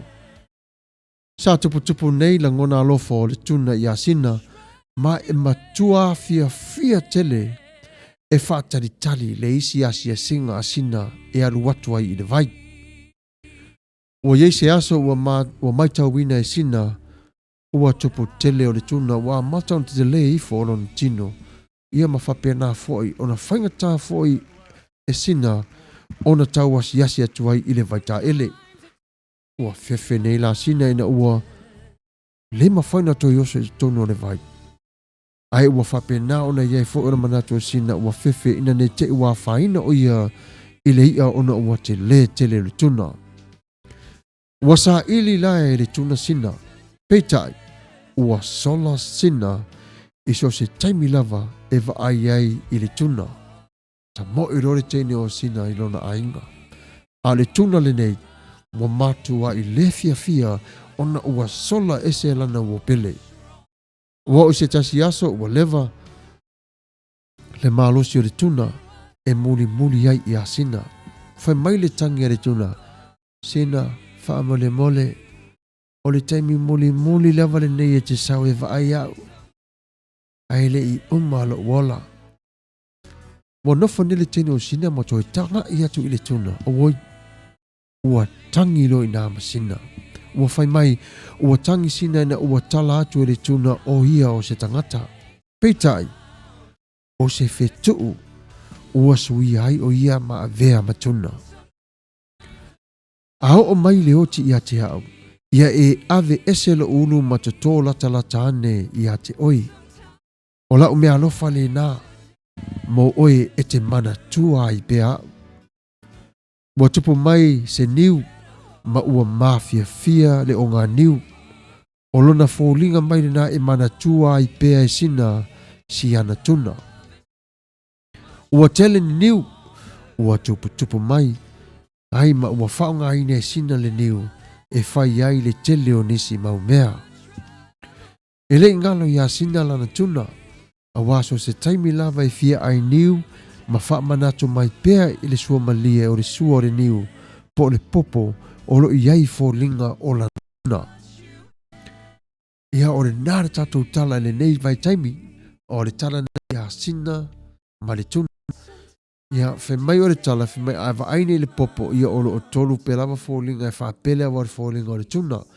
Ia o le nā le tala pupu mo i tātou le nei tū la fiafi. Ia tātou nofu mata fo le mana ia fui o tala i tonu sa mo i aso mo leva. Ia o lo whapena lava o le whaongaina fo e le tele. Ia whapena fo i ni usina o la tōna whaongaina le vai tau. Ia au se tālia fo i. Ia le ngata i lea.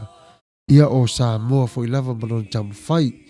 Ia o le tala na ia tuna, ia sina malan tuna, ia ai la whaawau pe lava le tātou po kalame masani, e whapea ona tātou ona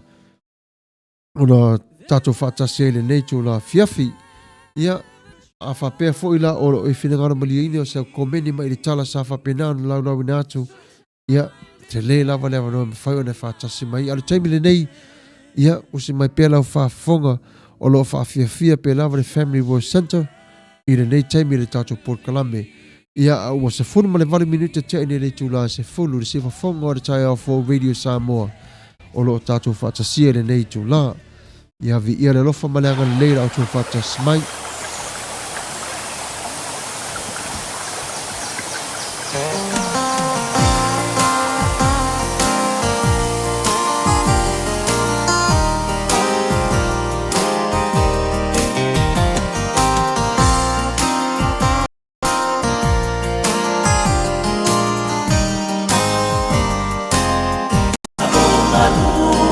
i se whaato anga tili lava Ma o totoina i se whaatula Ma ana onga o loo nei loto Ia o ngā i aso a sau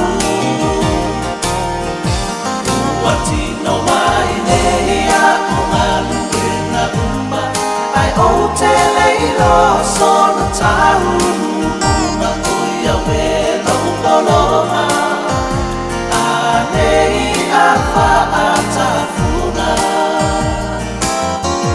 La aue o le whaato anga Whepula whi mai A welo une whatu Te ea oi ai Sa o tutori na manoa a maoni Ina ia kua mai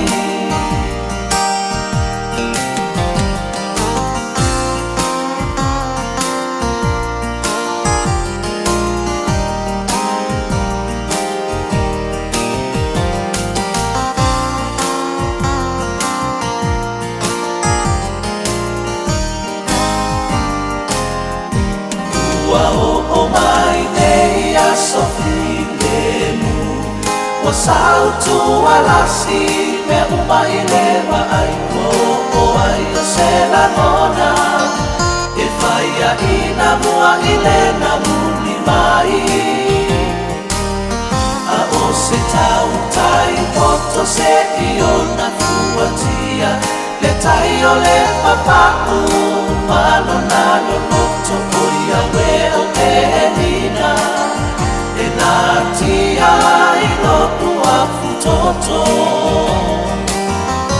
Nā aue o le whaato anga Whepula whi mai A welo une whatu Te ea oi ai Sa o toto Ina manoa a maoni Ina ia kua mai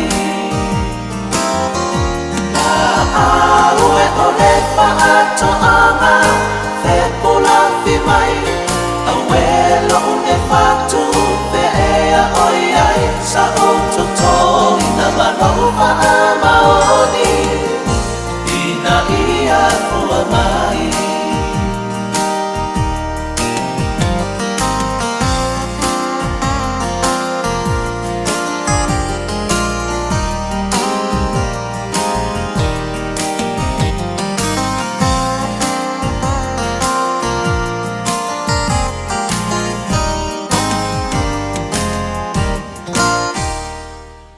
A whai o le whatu o le alofa ua e tatoina. E fua mai fo i lava le fua o le alofa. A whai fo i lava o whatu o le wha moi moi sa e tatoina. E fua mai fo i lava fua o le wha moi moi. O lea lava le whatu sa e tatoina. E whape nā o na fua mai lava i ona fua. E te fia foi oi i le fua mai o fua sa e ngalue ai. So se whai whatu anga lava. E fia lava vai atu ai tupu lau o lola i fo se fatu sa ia ona tato i le lau ele. E wha pena fo i le tua i ate oi ma. O i tā ua o fatu. Tato ine e le tua i tatonu o le lau ele. Tanga i mailo tātou ta mama sila mai o tupu lau o lola i tā ua. Tasi lava lo tā fatu pipi i wha tasi tā ua i le vine o Yesu Kiriso. Tupu mai o la o lo ta ua o na iei nei. E whape nā leo langa whaare tangata ma le vā ma le atua. O la lau ngā luenga e whai mo le atua, o le nā lau vi inga e watu i ate ia. O i nā fo i le nganga o le atua i ate oi, ina ia mawhai o na iei o sa o lua whianganga. Ina ia e i loa lu ta mai le langi, whape o na i loa mai o oi e ia. Na paulava de taimi, oi e paulava de taimi e le loa i oi e le atua. Pe a le ai lo nā tali i ate oi. Pe a e le tali ina lo nā tali. O aso whape nei ia mana tua i tātou. Nofo tāpena pena i taimi umalava. E le na o la songa fua de taimi e tāpena. Ai wha le au ngaina le aso lua ma le asa lulu. Po le aso tofi fo i le taimi. Le ai ia tātou ono nofo tā pena i taimi umalava o lo tātou ne yola. Le fatu o te tōine le tua lai te tonu ia te oile so. Le fatu o lona aro li pele to tasi. Le fatu foi o le nganga pa ia aro te tonu ia te oe. Ma le tamā o lo whātasi ia te oe. E le mawhai na tu ua oe e le tamā. E whātasi mai lava le tua ia te oe. Ma whātasi te tonu ia te oe. Na te ia o tau sia fo ia te oe. Na te pui pui fo ia te oe. E alofa le tua ia te oe. Le fatu o le lofa, o lo te tonu ia te oe. Fe mai a tupu tupu ai e le fatu o le lofa, e te alofa tuai o le tasi. Ia e whapenao le avatu o le nā fatu o le lofa, to tō atu i le tasi. Mai te talo i le tua, ia ola le tangata mai loa na alofa. Te talo i le tua, ia vatu le fatu, o le wha moi moi, a vatu le fatu o le anga le lei. Ia whapenao na ola mai fo o le tasi o tangata, e ola i le anga le lei, ola i le wha moi moi, ola i le fatu tua.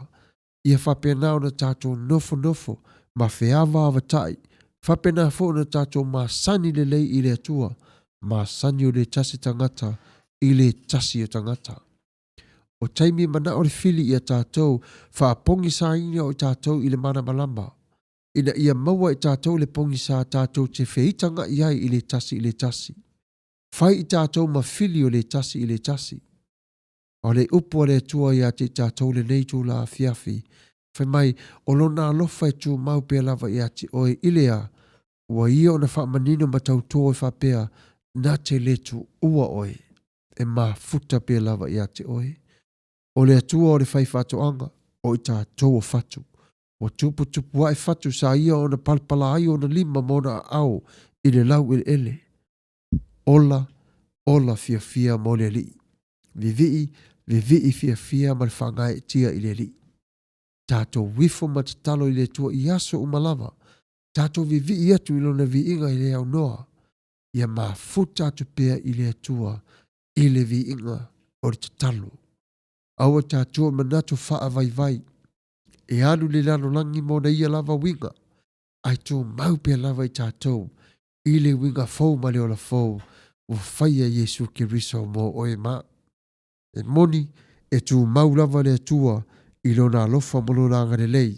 A o tangata, ia e whapena o na whe mau mo wai o lona mafau fau. Ai awane e whapea o le olofa le tua i a te oe. Awa fo i te whaalonga i tala o lo o whaia le fili e se nai oe. Tū maupea i le tua le olofa malawanga le lei. Ia o le nāfo i upo e whaonga mo i tātou, ia me fo i le ma upo e whaamano si au mo i tātou. Ia ai mai se foi le tātou por kalame o le nei tū la fiafi. Ia le ala lea tātou tū maupe lava i le tua, i le alofa whamauni ma le whamauni. Ia whātua tua i le tua, ma le alofa ma le ato tua o lo tātou tangata mo ia. E hui lava ne le ato tua i tātou.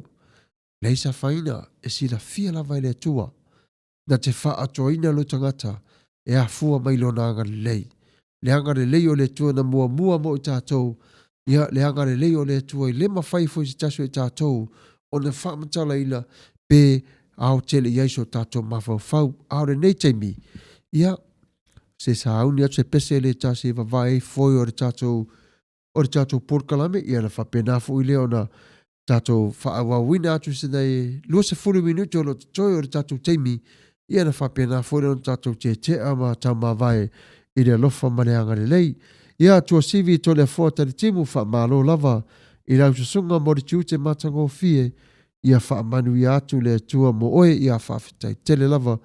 Ia wha pena fo i le lofa maneanga le lei o le tua mo oe. Ia o le taimi le lei ia maua stato pese. Ia o le wha pena leo na taina atu e wawai o foi o le lei tu lafia.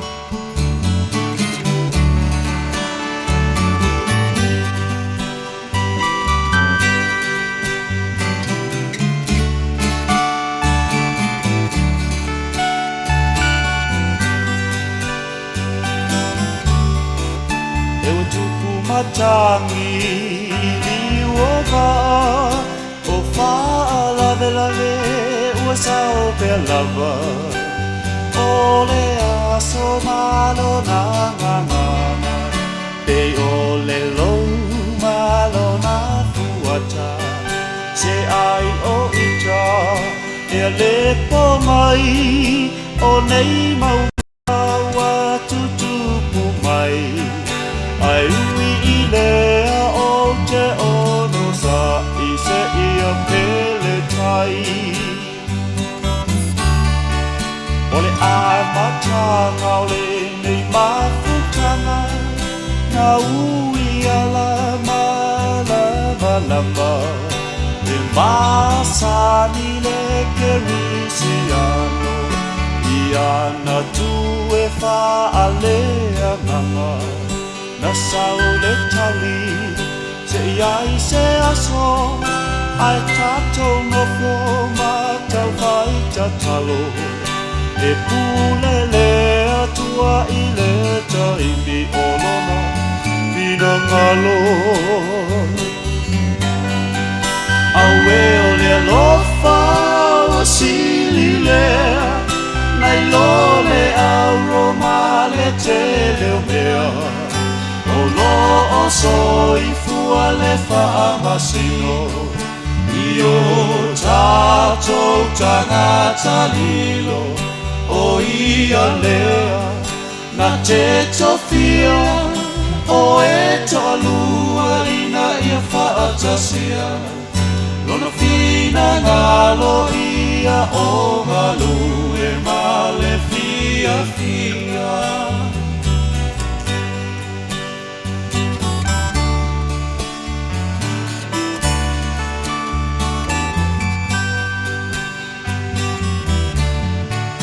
E o fai mai nisi e le tatau e la ititi lona mafafau Ai mana tua e Samuelu Ia Iese malana whanau Au e matutua sa malua li'i A e na whaauina lava le wiki O alau le atua usoe e le malamalama Ai lava se isi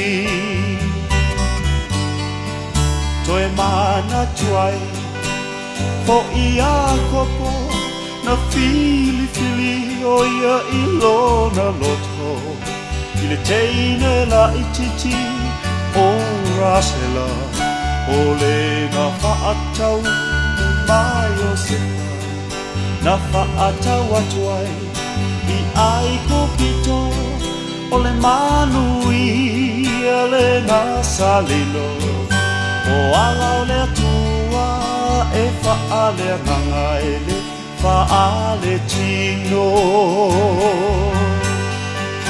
Aue o le lofa o sili lea Nai lole au roma le tele o mea O lo o soi fua le whaamasino I o tato tangata lio O ia lea na te tofia O e tolua ina ia whaatasia Lona pina ngalo ia o malu e male fia fia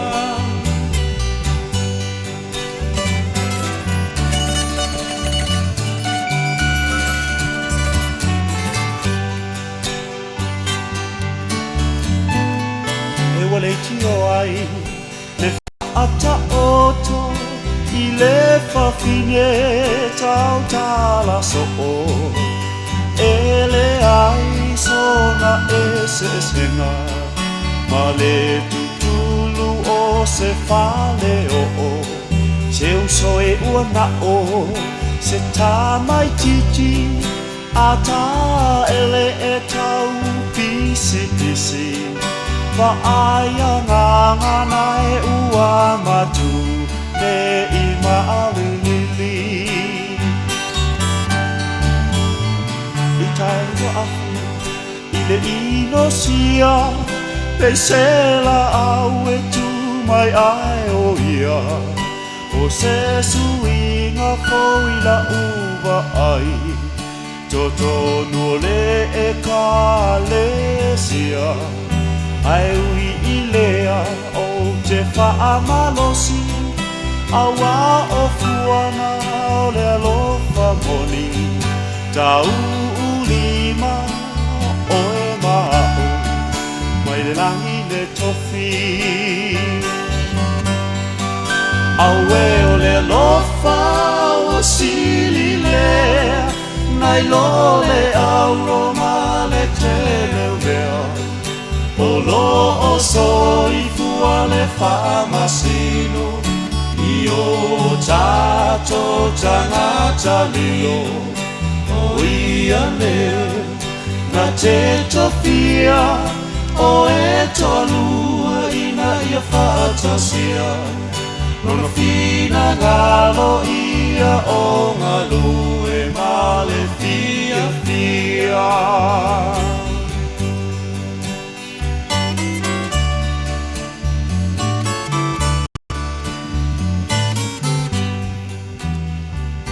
Ia malo lava, whawhtai lava, ia whawhonga mai, whawhtai fwoi lau mai mo mai, ia vi ia lava le tuara na lofa mano nangare lei. O se update o le terminary tato news, ua Troy mau mai poti whapea te tonu ia Adam, ia ua to o lua fwoi la tangata wa a fia I Florida, ua whapenao na a whaina mamari liu o nei ile, a whaina nei ile mamari liu ai ile coronavirus, ile teibile nei, Lela wa whapena fuena a fia I marito o fitu, wa o tuarinu mero I lunga wa tolu se lau o tangata te tonu o le Situ Amerika o whapena o na a fia ina le whamai. Ia wa whapena na atoa fo I mare fast fuma leono I la ato I Korea. I Korea sifo ua whapena na mari liu lea whaila le nao I la ato te tonu o le malo o Korea. Wa maua fo le tala mai te tonu lea onga leo wa tapunia nei Ia fisota inga onga tonu sifo I le tua California ia mari Universite I San Francisco o Stanford. Leo wa tau fia nei ma wasenga umalawa le kuatare nei I o lo whapenala sauna tu mo le whanatanga tele I le vaiaso mua o lo manai ona o le sawa tele male a fia o le nei whamai tonu o le United States. Ia pela wana whailo atu e tama whai pela wale tato la au e whailo atu la autopa ia mala automa malu. Ona e au ngā pela wai ate tātou ona tātou nofa uta ai ma tātou I loa whai ia o ngā vaenga o le ranolangi ma rei tū whai o le tātou au nofa ai I mea lo tupu ia po whea whai le vaenga o le city po le ai whai o le tupu ai nei wharavilave. Ia o lea e whapea tua I le o whapea tua tau a vea masiala pe te fefe ai le ai e ao lava na whailo atu I ati o tau ia au outless I o lo o whawhe ngai maritato la au ia o lo ngānu lua pe lava I la tau ia o lo maua lava le tala ia ma whapea nauna au mai tonu ia ma whailo atu fo I le pa ia man mamaru lau tele o le tatou la au ia mai se fo I lau ia te o tau lava lo whatase mai le nei tu la Ia o le taimine nei, ia ua tolu sefuma le 5 minuti te ai le tula se fulu. Ia, ua tolu se fulu nei minuti ana whapena lea o na tātou te ama tau mawai. Ia e whailoa toi le toa tele ma maru o le atanuu. Ia, o le nei whamai e le o whapena o na mamaina I le sunga le prestene o le malo. E ma mafa tele se tātou prestene le nei wharavilave. Ia lo tama whai pe lava pe ona tā ua tu lava le taimi wa sola o lo tama whai pe lava o lo tama whai pe lava ona o le whaama e whainga tā fo I ona sa I leo se vai la au e whafo wai ia o lea o lo tama whai pe lava tu tonu o le vaenga Trump I tu tonu lana ia fo I vaenga tonu whare pai na ia tama whai ia maua vave maua ia se fso swani ia e wha umatia I le nei whamai. Pe ona sainia e le tato prestene o le varu tesi ma le tolu piliona ia le naolo o whaungaina ma le taimile nei ia ai mai se lava le tama whaifo si tamaloa ia tato maua na whioa I atu ia siasi o tato ainga whapena fwina siasi mai o tato ainga ia o le taimile nei ia o lo tama whai lava ina ia maua se fsoswani I la le tu. Ia o se update na po le talafuna wha apopo mai mo le nei taimi ia o tātou whaatase pe lunga o le tātou live le nei taimi. Ia ai whaamanato tupe ia te oe, ia atoa e foi ma, le whinangaro le li ia te tātou, ia whapena o tātou manatua pe lavalo na lofa malo na ngalilei, ia wheroa ia to foi le whaatase mai le sunga i le whaife au, tamatai whaife au ia tisuru vale, ia whawhitai tele lava le mafuta mai pastor, ia whamalo atu lava, whawhitai foi mo le nei aso, ia tāru sio o malo lo, mai fi au mananga ruenga, ia vi ia le tuolo na lofa mano na ngalilei. Already, Jamie, I would like to encourage you from the book of Ephesians, chapter 5, verse 8. It says, live like children who belong to the light. O manaya. Mane fole upua. Masani tato un tato whaalongum whaafonga. Ma tato whaita wino upu whapinei. Aua na ora tautala. Ai ia savali ma savali ai. Ioi. Lala le wing ora le whamtalanga. I tātou umalawa ia tātou mawhau o le savali, tātou te sava vale i le sava linga o le amio tonu. A tātou wola fo i te tonu o le amio tonu. I le amio faa atua. Fa pei o Yesu, sa ia fo o na ola i le larolangi nei. Tō tele tangata tātou te whetau ma wheloa i atu iai, i le masani fo ina la tau o langa i le o langa o lo tātou o na o lai. Tō tele fo tangata, ese fo ina la tau mawhau i le o langa o lo la tau va aia matari tonu iai. A i tātou umalava, i o tātou mawhau lava i tātou ia i ate i tātou. E sea, tā pena le lei lava i tangata o ia lava. Aua tātou te tā pena ina o le tasi o tangata. Ai le o tapena ina i tātou. Lale winga, whemai, ia mua lava ona e alofa oe i ate oe. Ai tere i alofa atu i le tasi. Ai sea, whape whiona e lua ala o le alofa. Ai tere o alofa oe i ate oe.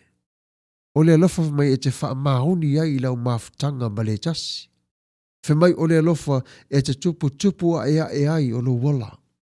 Mai o le alofa e te ilo ai fuafuanga o le olanga. O le alofa e te ata mai ai i lau vaenga whaare tangata. O le alofa e te le imaua o se mea alofa na avatu e le tua i ate oi. Avatu leo le alofa e whapena ona e alofa tua i fo i le tasi o tangata.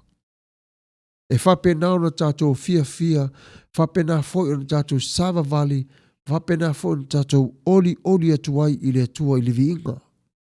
Ma whaamanu atu ma whawhitai i ate ia i pese pesenga mai to tonu o le alofa. A fia o le fatu o le tangata. Ma oli whapena fo i na whafafonga mai ai o le tua. Ma whafafonga malangona mai le pese o le tangata e fia ma oli i ate ia. Ese lava fianga. O fianga fo i o le lalolangi, ia e le te tusa fo i ma le fianga i te tonu whape o salamo. Lana ia fo i mori mau whai mai o le atua o whatunga. Au mai e le atua i ate oe e te vivi i atu ai i ate ia. Le ai ngai o le atua si whawhonga o le tai au 4 Radio Samoa. Le nei mo o mai le tatou whasara longa ma le tatou mafutanga. O le a le tatou taimi. Ai le mawhai ai o na ngalo le anganga whaftai mo o tuma lava le mawhai o na mafuta mai. Whaftai tele lava i la autou sapaia. Whaftai tele lava i le lango sua o le tatou nei mafutanga. Ia whapena o na alofa atu le tua i ate o tau e pei lava o na alofa mai le amatanga. Mātai au. Ia whapena o tausia pea oe le tua i lona alofa ma lona angale lei. Ao le taimi le nei. Tupu mai e o le atunu. Te sunga whaife au. E ka le sia ese. Mai tātou umalava. Ia whaamanui atu le tua i ati o tau. Whaftai tele lava. I lea mana i o la mātou nei nofo atu. O le nei tū la,